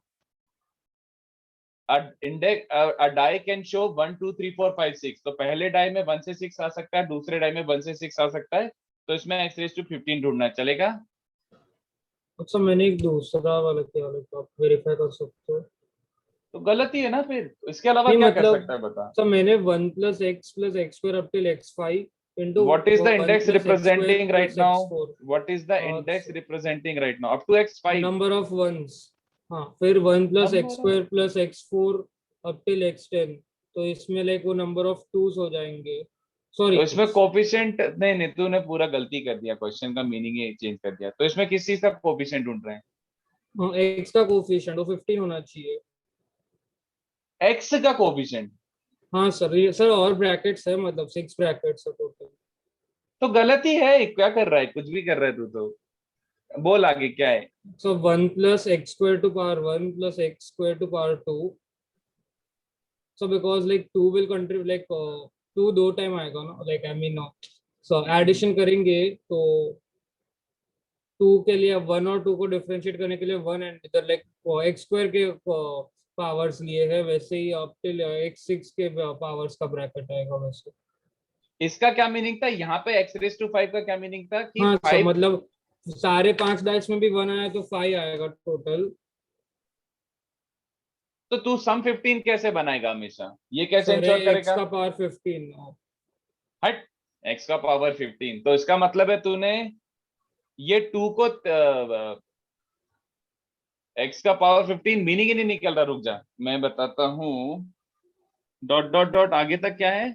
1 up till + x6 plus x12 up till x30 15 और इसमें x⁻15। और sir x6 plus up to like 1 + x6 plus x12 up till x30 वो लास्ट ब्रैकेट हो गया।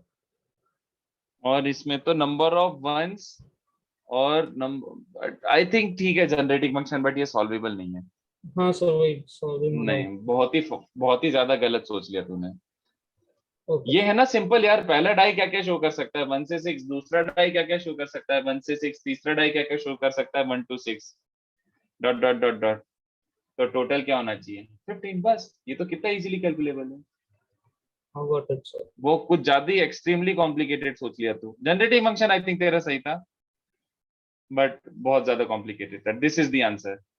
इसमें कोफिशिएंट ऑफ x⁻15 ना, सो बेसिकली इसमें क्या मिल जाएगा बच्चों बताओ? इसमें कोफिशिएंट ऑफ x⁻10 मिल जाएगा ना, बताओ? नहीं? सर स्कोर टोटल 15 होगा, उसके लिए कोएफिशिएंट x⁻15 कैसे होगा? ये इंडेक्स क्या रिप्रेजेंट कर रहा है, ये समझा तुम्हें? यहाँ पे कोई सा भी इंडेक्स क्या रिप्रेजेंट कर रहा है? नंबर ऑफ वंस या टूज टोटल। मतलब पहले वो 1 to power 1 + 1 to power 2 ऐसे था, फिर उसको x से नहीं replace कर नहीं, दिया। इंडेक्स रिप्रेजेंट क्या कर रहा है वो तो बता। ये इंडेक्स क्या रिप्रेजेंट कर रहा है? Number of ones. हाँ, ये इंडेक्स रिप्रेजेंट कर रहा है क्या डाई पे क्या आया। फर्स्ट डाई पे क्या क्या आ सकता है? 1 से 6 कुछ भी आ सकता है। सेकंड डाई पे 1 से 6। तो अगर मैं इंडाइसेस का सम कर रहा हूँ, मतलब फेस वैल्यूज का सम कर रहा हूँ। नहीं समझा? नहीं सर, मतलब इंडाइसेस वंस टूज कैसे रिप्रेजेंट कर रहे हैं? अबे मेंढक, इंडेक्स के ऊपर फेस वैल्यू पे क्या आया वो रिप्रेजेंट कर रहा है, इंडाइसेस नहीं रिप्रेजेंट कर रहा है। इंडेक्स हाँ मतलब सर, एक, वो ही नहीं समझा। मतलब आप वो A1 A2 के फॉर्म में लिख के बता सकते हो एक बार? अबे मेंढक क्या यार, डाई 1 की पावर 0, डाई 1 की पावर 1, डाई 1 की पावर 2, ये हो गया फर्स्ट वाले डाई से क्या क्या आ सकता है? डाई 2 की हाँ पावर सर 0, समझ गया डाई अभी 2 सर। की पावर 1। क्या पूछ रहे हैं? तो इसमें हर इंडेक्स का रिप्रेजेंट करता है द जो भी फेस पे जो आया था। हाँ तो सर फेस समझ पे गया। जो भी आ रहा है उन सबका सम 15 बनना चाहिए, तो सम ऑफ इंडाइसेस शुड बी 15। खत्म। हाँ सर, थैंक यू सर। चलो तो नेक्स्ट क्या यहाँ बन पे रहा है? हम जैसे x की पावर 0 इसलिए नहीं ले रहे ना क्योंकि 0 आ ही नहीं सकता। लाइक देखिए आ ही नहीं सकता ना जीरो, करेक्ट। इफ इंडेक्स मतलब रिप्रेजेंट्स द फेस का वैल्यू, जो भी अपना आया उसका वैल्यू होता है 1 से 6 के बीच में ही आएगा ना। इसका मतलब हम जब एक a में a की पावर 0 ले रहे थे, जब पिछला क्वेश्चन कर रहे थे, तो उसका मतलब था कि हम a ले ही जीरो नहीं रहे इज इस केस में। Zero is was the okay sir, possibility, yes. Okay sir, okay, समझ गया।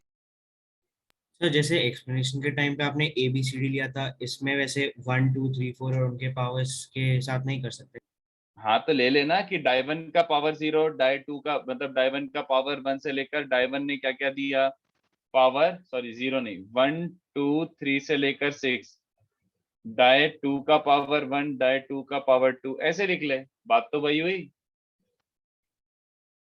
सो okay that sir, sum of समझ गया। इंडाइसेस हमेशा वो हो, तो अपन को क्या लेना देना उससे, अपन तो एक्स से स्टार्ट करेंगे ना। तो यस इसमें coefficient of x raise to 10 तो बहुत आसान हो जाएगा बच्चों, 1 माइनस एक्स रेज टू 6 अपन 1 minus X whole raise to 5।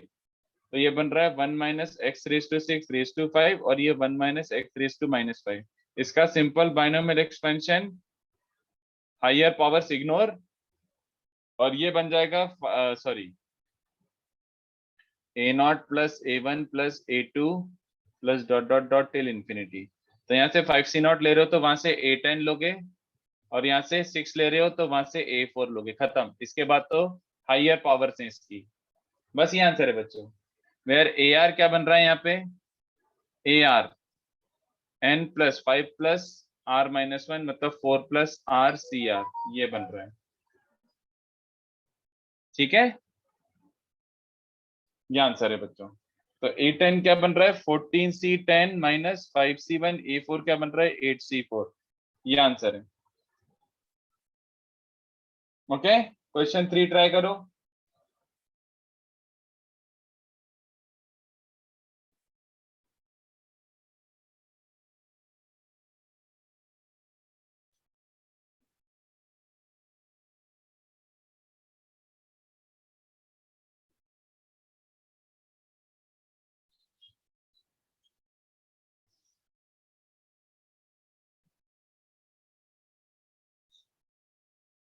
Question 3 try करो, मैं 2 मिनट में आता हूं।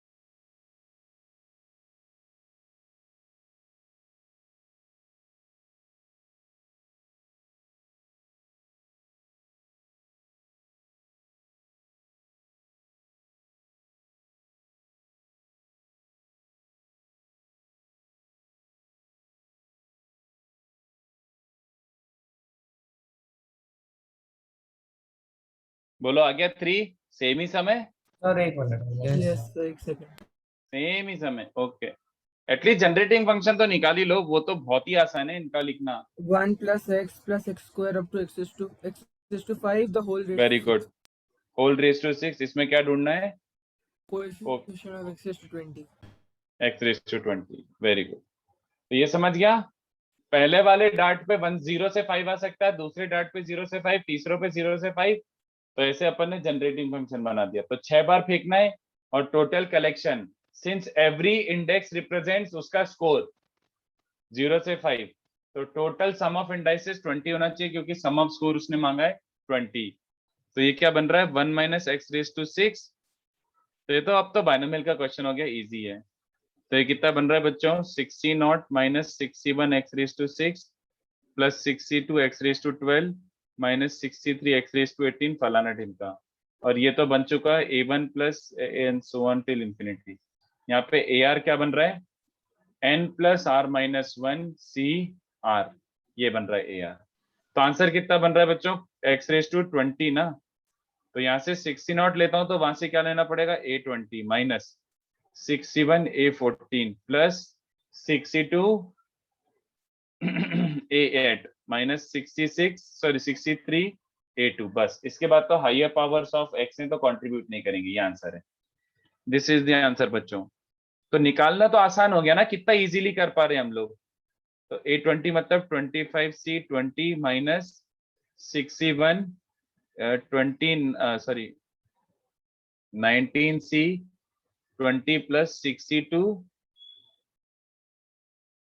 तो 19 से 20 कैसे? सॉरी 19c 14 सॉरी a8 मतलब 13c8 माइनस 63 a2 मतलब 7c2। अब ठीक है, ये आंसर है। कितना इजीली आ गया, बोलो बच्चों। ज्यादा दिमाग नहीं लगाना पड़ा।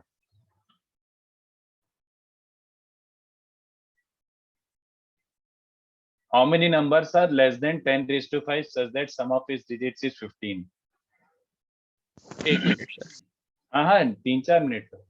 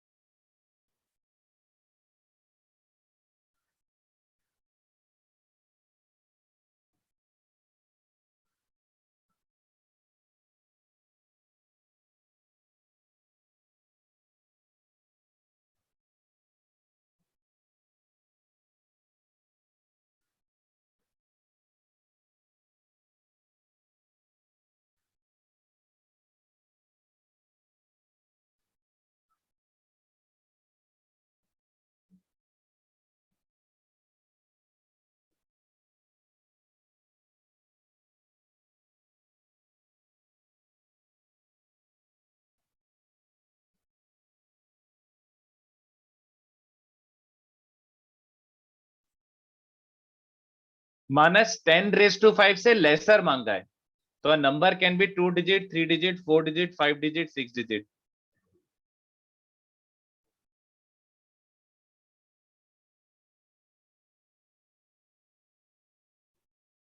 हर्षल इन क्वेश्चन 4 नहीं यार, मैं अभी हर्षल बता नहीं रहा, अभी अभी डिस्क्लोज कर दूंगा तो मजा नहीं आएगा, पहले आप सोच लो आराम से। ओके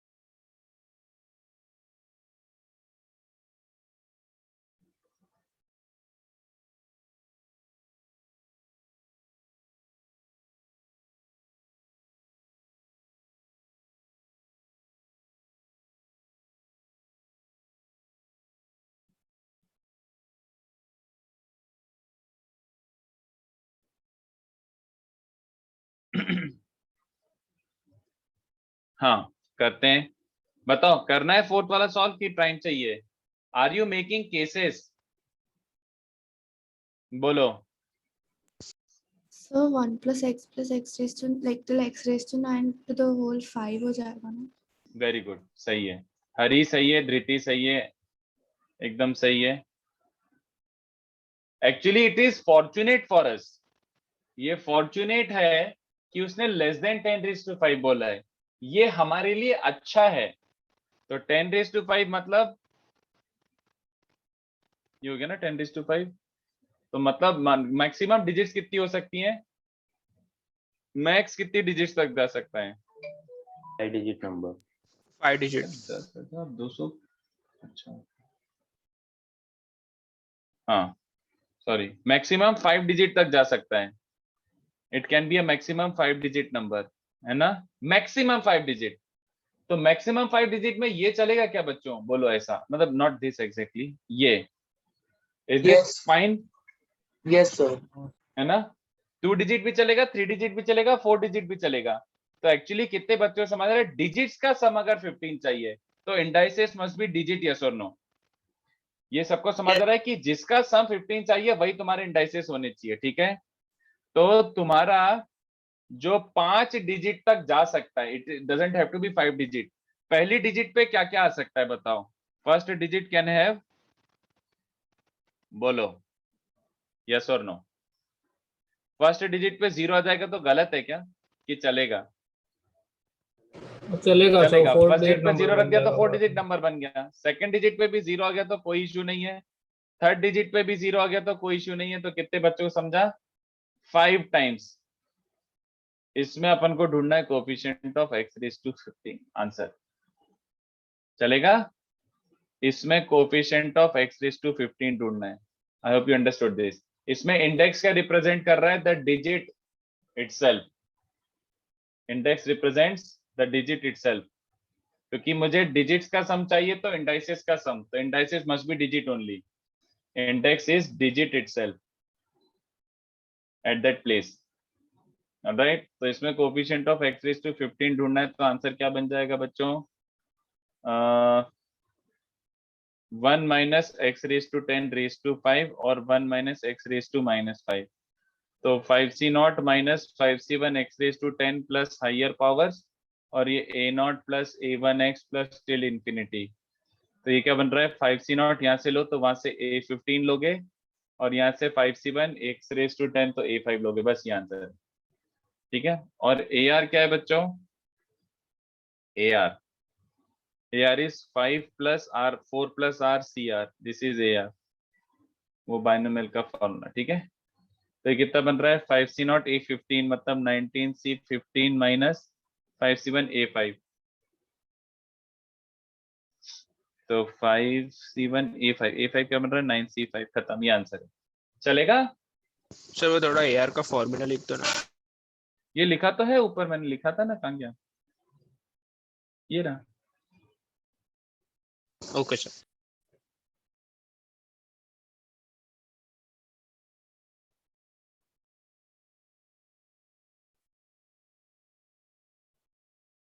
फिफ्थ ट्राई करो।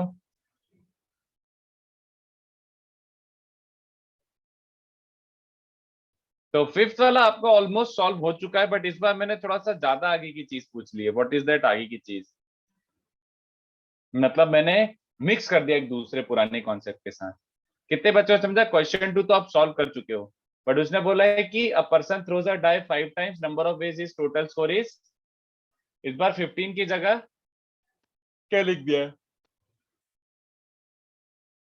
मल्टीपल ऑफ 3, बोलो। Question is in how many ways he can score a multiple of 3। Very good Jaishankar. तो ये सबको समझा? पहले डाई में ये से लेकर ये तक आ सकता है, दूसरे में भी ये से ये से ये से ये। तो in how many ways he can score a multiple of 3, multiple of 3। तो कितने बच्चों को समझा? इसमें अपन को क्या निकालना है? Coefficient of x³ Plus x⁻6 plus x. Very good. वैसे मल्टीपल ऑफ 3 में 0 इंक्लूड करूं क्या? What do you want? बोलो बच्चों। चलो सर इंक्लूड एग्जाम 0। में इंक्लूड होगा तो इंक्लूड करो, होगा नहीं ही तो नहीं। क्या क्या क्या? अरे 0 आ कैसे सकता है? सॉरी 0 आ कैसे सकता है? वही तो 0 आ कैसे सकता है, sorry. So coefficient of x³ भी हम लोग ले नहीं सकते ना, बिकॉज अगर 5 टाइम्स डाइस थ्रो करेंगे तो तो वो minimum नहीं score आएगा ना, तो काय 5. चिंता काय कर रहा है? वो आएगा नहीं, बट बात तो समझ गया ना? मतलब basically this is what we are looking for. Basically this is what we are looking for, right? वो भले आए नहीं, वो ठीक है, coefficient of x cube not present, but चलेगा ना कि ये I am looking for this, ठीक है? इस पूरे एक्सपेंशन में coefficient of x cube plus coefficient of X six plus coefficient of X nine फलाना ढिमका, ये चाहिए कि नहीं? बताओ कैसे निकालते, बताओ। तीन सर तीन का ओमेगा गैप, 1 ओमेगा ओमेगा हाँ, स्क्वायर। तो इसको एफ ऑफ एक्स मान लो, तो मुझे कोफिशिएंट ऑफ एक्स क्यूब मतलब मुझे ये चाहिए कांस्टेंट प्लस ये, चलेगा? वो वैसे भी नहीं आएगा, डोंट वरी, बट मुझे ये चाहिए, तो आंसर क्या बन जाएगा? F of 1 plus F of omega plus F of omega square by 3। ये समझा किसी को? तीन तीन के गैप, मुझे a naught plus a three plus a six plus वाला इनका ये चाहिए, तो याद आ गया? बोलो, तो आंसर क्या है? 1 डालो तो क्या मिल जाएगा? 6⁵ प्लस ओमेगा, 0 है क्या ओमेगा?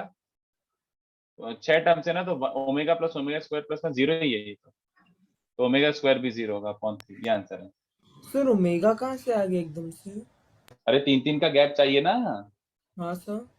तो अरे भाई, अगर मैं इसको fx को एक्सपेंड करता और मान ले ऐसा मिलता fx, मान ले ऐसा मिलता, ठीक है, तो मुझे क्या चाहिए था? कोफिशिएंट ऑफ एक्स क्यूब, तो a naught plus a three plus a six ये चाहिए ना, तो ये कैसे निकालते हैं अपन? Okay sir, okay sir. 1 omega omega square रख के मल्टीपल ऑफ 3 रखा है ना, तो मैं सच में ऐसे मैनुअली एक्स क्यूब का भी कोफिशिएंट निकालूं, एक्स सिक्स का भी निकालूं, एक्स नाइन का भी निकालूं, एक्स 12 का भी निकालूं और उनको ऐड करूं, तो पागलपना हो जाएगा। इससे बेटर है मैंने सोच लिया कि मल्टीपल्स ऑफ 3 मतलब x cube, x six, x nine सबके कोफिशिएंट्स का एडिशन चाहिए, तो ये हो गया ना 1 प्लस ओमेगा स्क्वायर वाला मेथड, ठीक है? चलो, तो बस यही था इस क्वेश्चन का इंटेंशन कि इसको ऐसे भी पूछ सकते हैं, तो फिर ये थोड़ा सा कॉम्प्लेक्स नंबर्स का यूज हो गया, ठीक है? चलेगा बच्चों? एक बार आप बता सकते हैं कि हमने एक्स क्यूब प्लस एक्स की पावर 6 ऐसा क्यों किया है? क्योंकि क्वेश्चन ने मांगा है number of ways is total score is a multiple of 3, तो अपन ने अगर टोटल स्कोर अपन 15 मांगे थे, तो we were looking for x raise to 15, yes और नो? Yes sir. तो अगर टोटल स्कोर मल्टीपल ऑफ 3 मांगा है, तो वी वुड सर बी समझ लुकिंग गया, फॉर, समझ गया। ओके, सो नेक्स्ट इज, अब इसका तो अपना टॉपिक हो गया खत्म, इस पे और ज्यादा कुछ कराने की मुझे जरूरत नहीं है, इसके बाद फिर जेई के बाहर हो जाएंगे अपन। तो अपने 2 टॉपिक बचे हैं, रिकर्जन थोड़ा सा मुझे बताना ही है, और चलो थोड़ा सा रिकर्जन इंट्रोड्यूस कर देता हूं मैं। इंट्रोडक्शन में क्या प्रॉब्लम है? रिकर्जन, और इसको आप जनरलाइजेशन भी बोल सकते हैं, ठीक है? जनरलाइजेशन भी बोल सकते हैं, रिकर्जन भी बोल सकते हैं, बता ही देता हूँ चलो मैं, ठीक है? तो रिकर्जन और जनरलाइजेशन का, रिकर्जन का मतलब समझते हो बच्चों? What is a recursion? What is a recursion? Repetition. Repetition, not really repetition. Recursive sequence कभी सुना है आपने? तो सीक्वेंस जो एक बार एंड होके वापस स्टार्ट होती है, ऐसा टाइप का सीक्वेंसेस सुना है कभी? अरे सीक्वेंस इन सीरीज में कहीं ना कहीं तो आएगा, फिबोनाची सीक्वेंस ही ले लो यार, बोलो, you know Fibonacci sequence? Yes sir. है ना, एटलीस्ट नाम तो सुना है ना कि ऐसे होता है, a term is defined by sum of previous 2 terms. तो इसमें रिकर्सिव सीक्वेंस में क्या होता है बच्चों? रिकर्सिव सीक्वेंस में आप nth टर्म को अपनी प्रीवियस टर्म्स के फॉर्म में एक्सप्रेस करते हैं, चलेगा? Expressing a term in terms of its previous terms, चलेगा? एक सीक्वेंस का nth टर्म उसकी प्रीवियस टर्म्स के टर्म में एक्सप्रेस करना is called recursion. Is this okay? बोलो, तो how is recursion helpful in PNC? Counting में रिकर्जन का काम आता है। तो अपन एक काम करते हैं, ज्यादा बड़ी बड़ी बातें नहीं करते हैं, अपन एग्जांपल से सॉल्व करते हैं, ठीक है? क्योंकि कॉन्सेप्ट नहीं है कोई, ये बस ये है कि आपको क्या क्वेश्चन आएगा उसके बेसिस पर क्या सोचना होगा। तो ये बहुत ही ज्यादा कॉम्प्लिकेटेड कॉन्सेप्ट, औकात के बाहर वाला है, बट अपन इसको अपनी औकात के हिसाब से समझते करते हैं। चलो, बहुत अच्छे से समझना बच्चों, बहुत अच्छे से समझना। मैं दोनों सिखा रहा हूँ, रिकर्जेशन भी सिखा रहा हूँ और जनरलाइजेशन भी सिखा रहा हूँ। Recursion is very difficult, most of the times जरूरी नहीं है कि आपको चमक जाए कि ये रिकर्जन का क्वेश्चन है और इसको रिकर्जन से करेंगे, बट हमें बेसिक आइडिया लग जाएगा तो कोई बुराई नहीं। तो सबसे पहले एक एग्जांपल देखते हैं। चलो एग्जांपल क्या बोलता है, इन अ प्लेन, प्लेन मतलब ये तुम्हारा जो ये है ऐसा, ठीक है, इनफाइनाइट प्लेन है। इन अ plane 20 lines are arranged. In a plane 20 lines are arranged so that they divide the plane into maximum disjoint regions. Okay, therefore find the maximum number of regions. In fact ऐसे क्यों लिख रहा हूं, अरे तो question is how many such regions, maximum.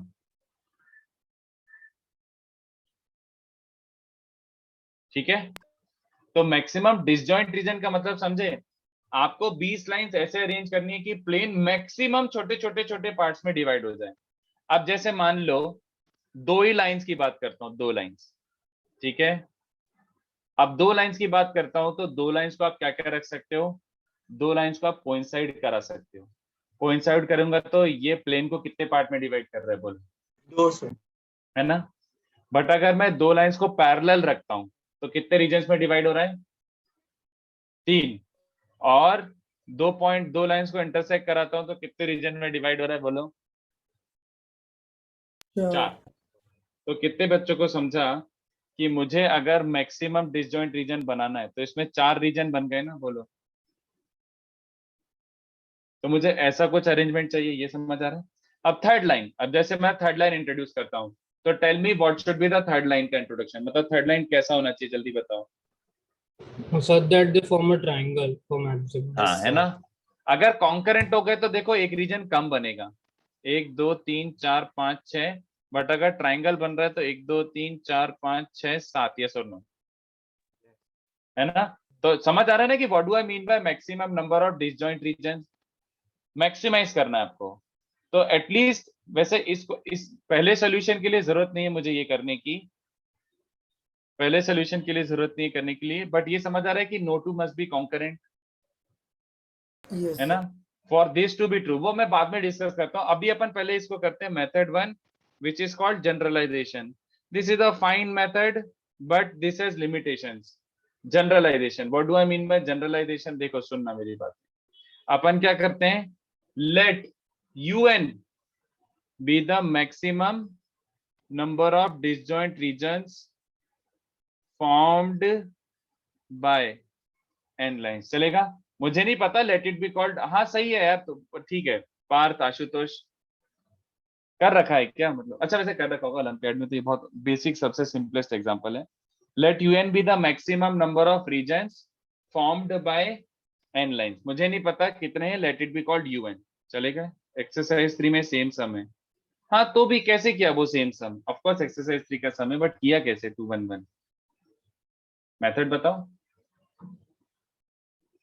Answer थोड़ी पूछ रहा हूँ मेरे को, मेथड आंसर देख के बता रहे हो।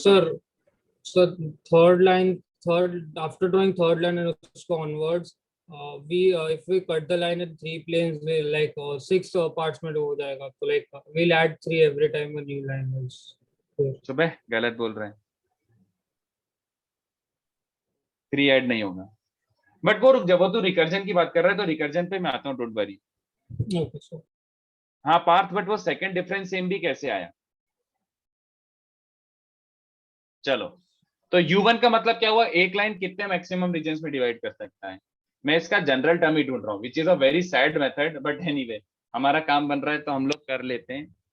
तो कितने बच्चों को दिख रहा है, एक लाइन के कारण तो 2 ही मैक्सिमम रीजन हो सकते हैं, हाँ या ना। u2 मैक्सिमम कितने रीजन में डिवाइड कर सकता है, समझ आ रहा है। u2 is 4, u1 is 2, तो मैं क्या कर रहा हूं बच्चों, मैं सीधे जनरल टर्म ही ढूंढ रहा हूं, 1 2 3 4 5 6 7 है ना। तो इसके कारण U3 7 और फोर्थ लाइन थोड़ा ध्यान से रखना, आप गलत सलत रख दोगे तो पोपट करवा के आ जाओगे। अरे यार मैं ढंग से नहीं बना डायग्राम। तो आपको मिनिमम 4 तक जाना पड़ेगा, बट तब भी जरूरी नहीं है कि करेक्ट आंसर निकालो, इसलिए generalization is not a good method, generalization is not a good method, but फिर भी बुकलेट में जो क्वेश्चंस हैं वो जनरलाइजेशन से होंगे, तो इसलिए मैं आपको ये सजेस्ट कर भी रहा हूं, otherwise this is incomplete method. तो U3 इज 7 एंड एक और मिनिमम बनाओ, क्योंकि 3 टर्म से आप सीक्वेंस आइडेंटिफाई कर लो ये मुश्किल है। तो कितने बच्चों को दिख रहा है कि नेक्स्ट वाला लाइन कैसा बनना चाहिए बच्चों, यस और no? It must intersect all the other lines at new intersection points, ये समझा? तो इसके काउंट करो, 1 2 3 4 5 6 7 8 9 10 11, तो सारे रीजन काउंट हो गए, U4 इज 11। अब इसके बाद 5 कर भी सकते हो, करना है तो कर लो, कोई प्रॉब्लम नहीं है, बट थिंग इज थोड़ा मेहनत हो जाएगी। अब अपन इतना समझते हैं कि चलो it has to show some sort of pattern, कुछ ना कुछ पैटर्न शो करना ही पड़ेगा, ऐसे एकदम आर्बिट तो हो नहीं सकता। ठीक है, तो ये देखो पैटर्न ही निकाल रहे हैं, U1 is 2, U2 is 4 and dot dot dot मान लो। तो इसका पैटर्न निकालने के लिए अपन डिफरेंस सीरीज बना रहे हैं। U2 माइनस U1 बताओ, U2 minus U1, U3 minus U2 3, U4 minus U3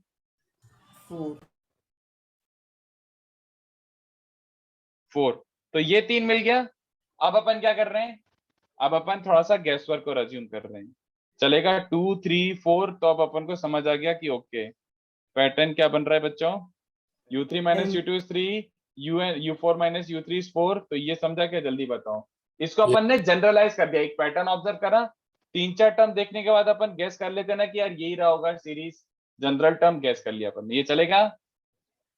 इन सबको ऐड करो, इन तीन की पहली 3 की शक्ल देख के अपन ने बोला 2 3 4 के बाद अच्छा वो सीक्वेंस 5 6 7 8 यही है, तो इनके बेसिस पर भी अराइव्ड एट दिस, इन सबको ऐड करो।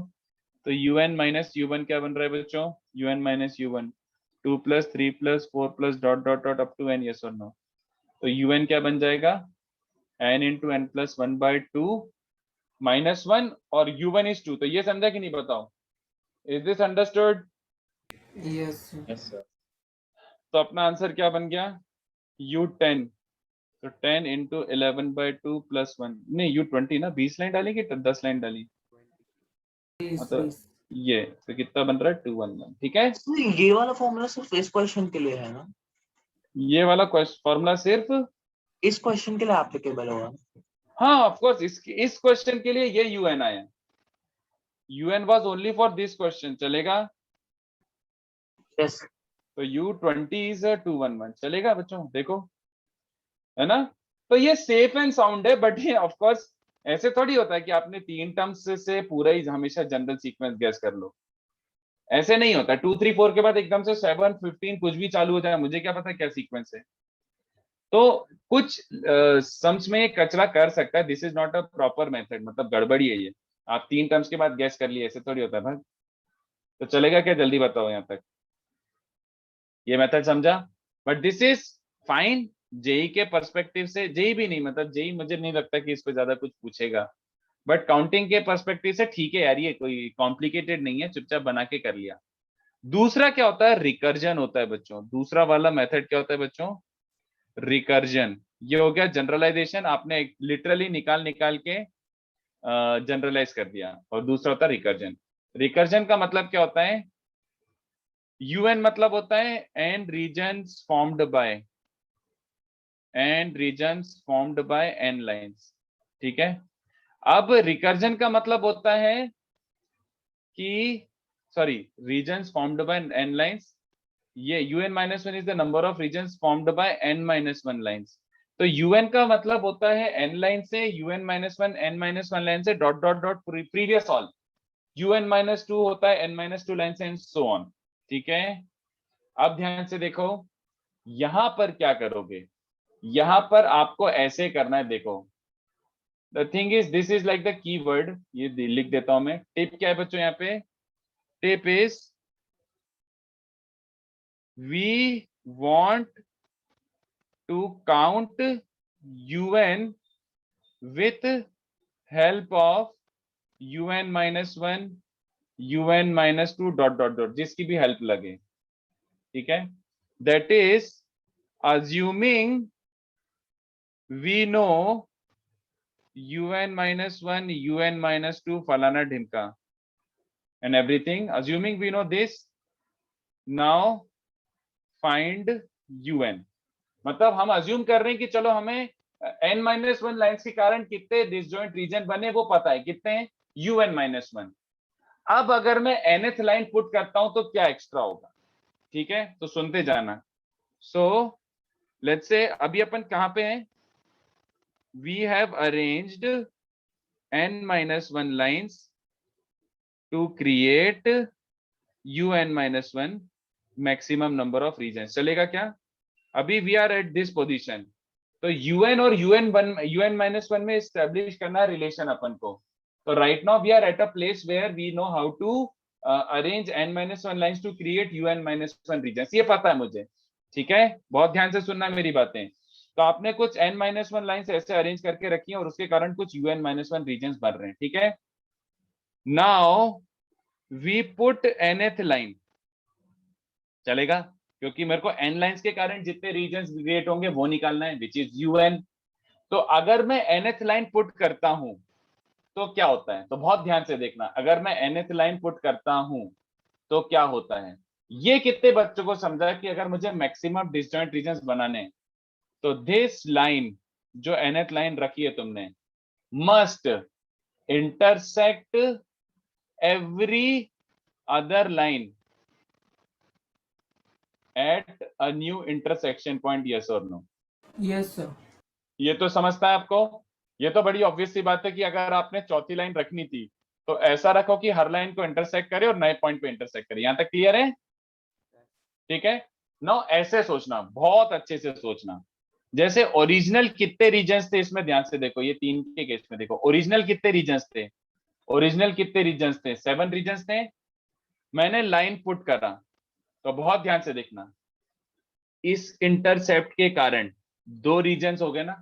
पहले ये एक था, बोलो, पहले ये एक था, बट ये इंटरसेप्ट के कारण ये 2 में डिवाइड हो गया ना। सिमिलरली पहले ये एक रीजन था, जल्दी बताओ, पहले ये एक पूरा था, ये गरीब ने क्या किया बताओ? 2 में डिवाइड कर 2 में डिवाइड कर दिया। तो कितने बच्चों को समझ आ रहा है कि every intercept that is portion between 2 points, every portion between 2 points creates an extra region, yes or no? सोच के बताओ, ये काम हो रहा है कि नहीं बताओ? Yes sir. है ना? तो अब ऐसे सोचो, आपने nth लाइन पुट करी है तो इंफिनिटी से लेकर फर्स्ट पॉइंट तक एक एक्स्ट्रा रीजन क्रिएट हो जाएगा, बोलो। इंफिनिटी से फर्स्ट पॉइंट तक, फर्स्ट से सेकंड पे कितना एक्स्ट्रा रीजन क्रिएट हो जाएगा? एक।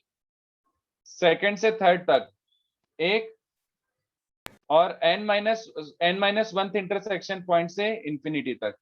कितने बच्चों को समझ आ रहा है कितने पॉइंट्स हो रहे हैं? इंफिनिटी से 1, 1 से 2, 2 से 3, 3 से 4, n-1 से इंफिनिटी। कितने बच्चों को समझ रहा है n एक्स्ट्रा रीजन्स क्रिएट हुए, यस और no? n extra regions create हो रहे हैं बिकॉज n इंटरसेप्ट्स बन रहे हैं, है ना? और पहले कितने थे? ओरिजिनली un-1 थे और एक्स्ट्रा कितने क्रिएट हुए? ये टोटल मिला के un होगा कि नहीं बताओ? किसी को समझ आया ये? तो इन्फिनिटी वाला पॉइंट नहीं समझा। इन्फिनिटी अरे यार एक लाइन रखेगा तो ऐसे देखना, ये इसके कारण यहां से लेकर यहां तक पहले इंटरसेक्शन पॉइंट तक एक एक्स्ट्रा रीजन, इससे और इससे लेकर कारण एक extra region, every intercept creates an extra region. चलेगा? Yes understood sir. बस, तो n एक्स्ट्रा रीजन्स आए और पहले कितने थे? un-1। un-1, तो ये मिला के कितना हो जाएगा? un। चला? यस। इसको बोलते हैं expressing un in terms of un-1 और un-2 और un-3, जिसके भी टर्म्स में आ रहा है। तो ये तो un-1 के टर्म्स में आ रहा है। ये आ गया आपका recursion. This is the recursion you thought of वैसे वही ऊपर भी आया था, देखो वही आया था, देख लो। Now solve the sequence, now solve the sequence just like this. ये तो अपन को आता ही है। टू गेट u20 is 211 चलेगा। ये सीक्वेंस पे अपन डायरेक्टली अराइव करें इस रिकर्जन पे विदाउट जनरलाइजेशन। ये समझा क्या बच्चों को? बोलो पीपल, अगर रिकर्जन नहीं समझा तो पूछ लो, बट रिकर्जन डिफिकल्ट है पहले ही बोल रहा हूँ। How are there extra and regions? अरे भाई अभी तो समझाया, देखना मेरे भाई। ऐसे सोच, ये लाइन पुट करा तो ये लाइन हर n-1 लाइन को कट कर रहा है, तो कितने इंटरसेक्शन पॉइंट है इस लाइन पे जल्दी बता। n-1 पॉइंट्स मार्क किए, यहां से लेकर यहां तक इस पोर्शन में एक एक्स्ट्रा रीजन क्रिएट करा, तो एक एक्स्ट्रा रीजन, एक एक्स्ट्रा रीजन, एक एक्स्ट्रा रीजन, एक एक्स्ट्रा रीजन, एक एक्स्ट्रा रीजन। तो n-1 पॉइंट्स के कारण n इंटरसेप्ट बन रहे हैं, और हर इंटरसेप्ट के कारण एक एक्स्ट्रा रीजन बन रहा है, तो समझ गया n एक्स्ट्रा रीजन बने। अभी ठीक है क्या पीपल?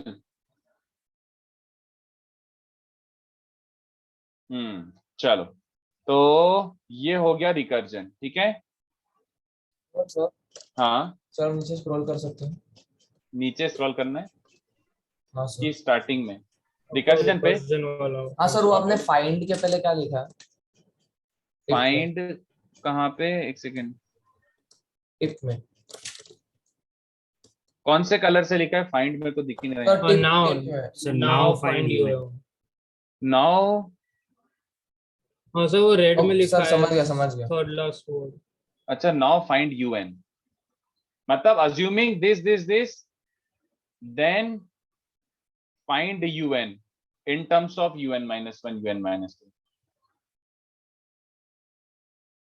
इसको रिकर्जन बोलते हैं, ठीक है। तो ये आसान नहीं है इन टर्म्स ऑफ प्रीवियस टर्म्स, ये आसान नहीं है। तो अपन इसको नेक्स्ट लेक्चर भी कंटिन्यू करते हैं। चलो आज के लिए इतना काफी है। मैं एक क्वेश्चन और देके जाता हूँ, ठीक है। और नेक्स्ट लेक्चर भी मैं एक दो और क्वेश्चन कराऊंगा कि थोड़ा सा और दिमाग खुले, थोड़ा सा और दिमाग खुले, इसके लिए मैं और क्वेश्चंस करा के जाऊंगा, एक दो तीन और, ठीक है। बट इतना थोड़ा सा आइडिया, वैसे you should stick to generalisation, but मैं और क्वेश्चन कराऊंगा नेक्स्ट लेक्चर, इसको कंटिन्यू करेंगे। आई एम एक्सपेक्टिंग कि आप थोड़ा सा पढ़ोगे, इसको पढ़ के आओ। आप करो क्वेश्चन 1, बट नहीं मैं लिख ही देता हूँ यहाँ। आप ये क्वेश्चन ट्राई करके लाओ। Number of maximum disjoint regions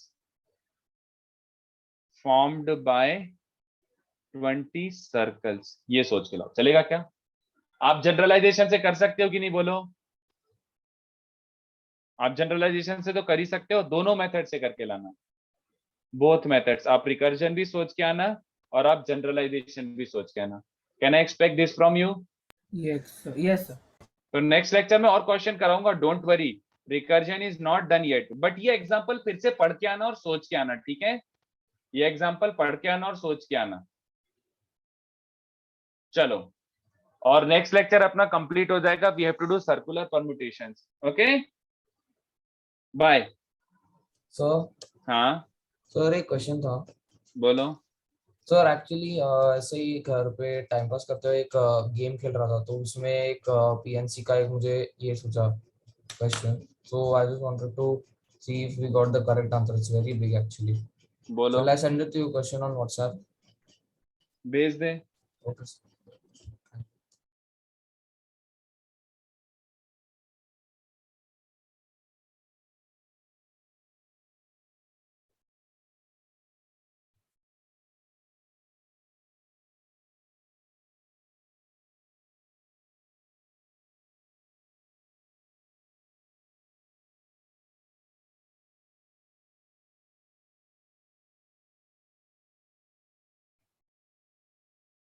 syllabus में टेक्निकली नो, मतलब बट क्लोजर टू दिस कुछ क्वेश्चन बन जाए तो ऐसे प्रिपेयर कर रहा हूँ एक दो क्वेश्चंस के लिए। प्रोबेबिलिटी में इसके मैंने देखे क्वेश्चन बनते हुए ज्यादा, इसलिए मैं आपको एक दो क्वेश्चन तो जरूर कराऊंगा। टेक्निकली सिलेबस में नहीं है ना।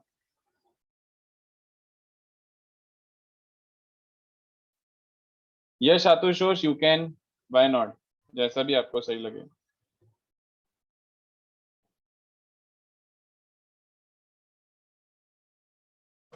So can you show the method to like recursion model?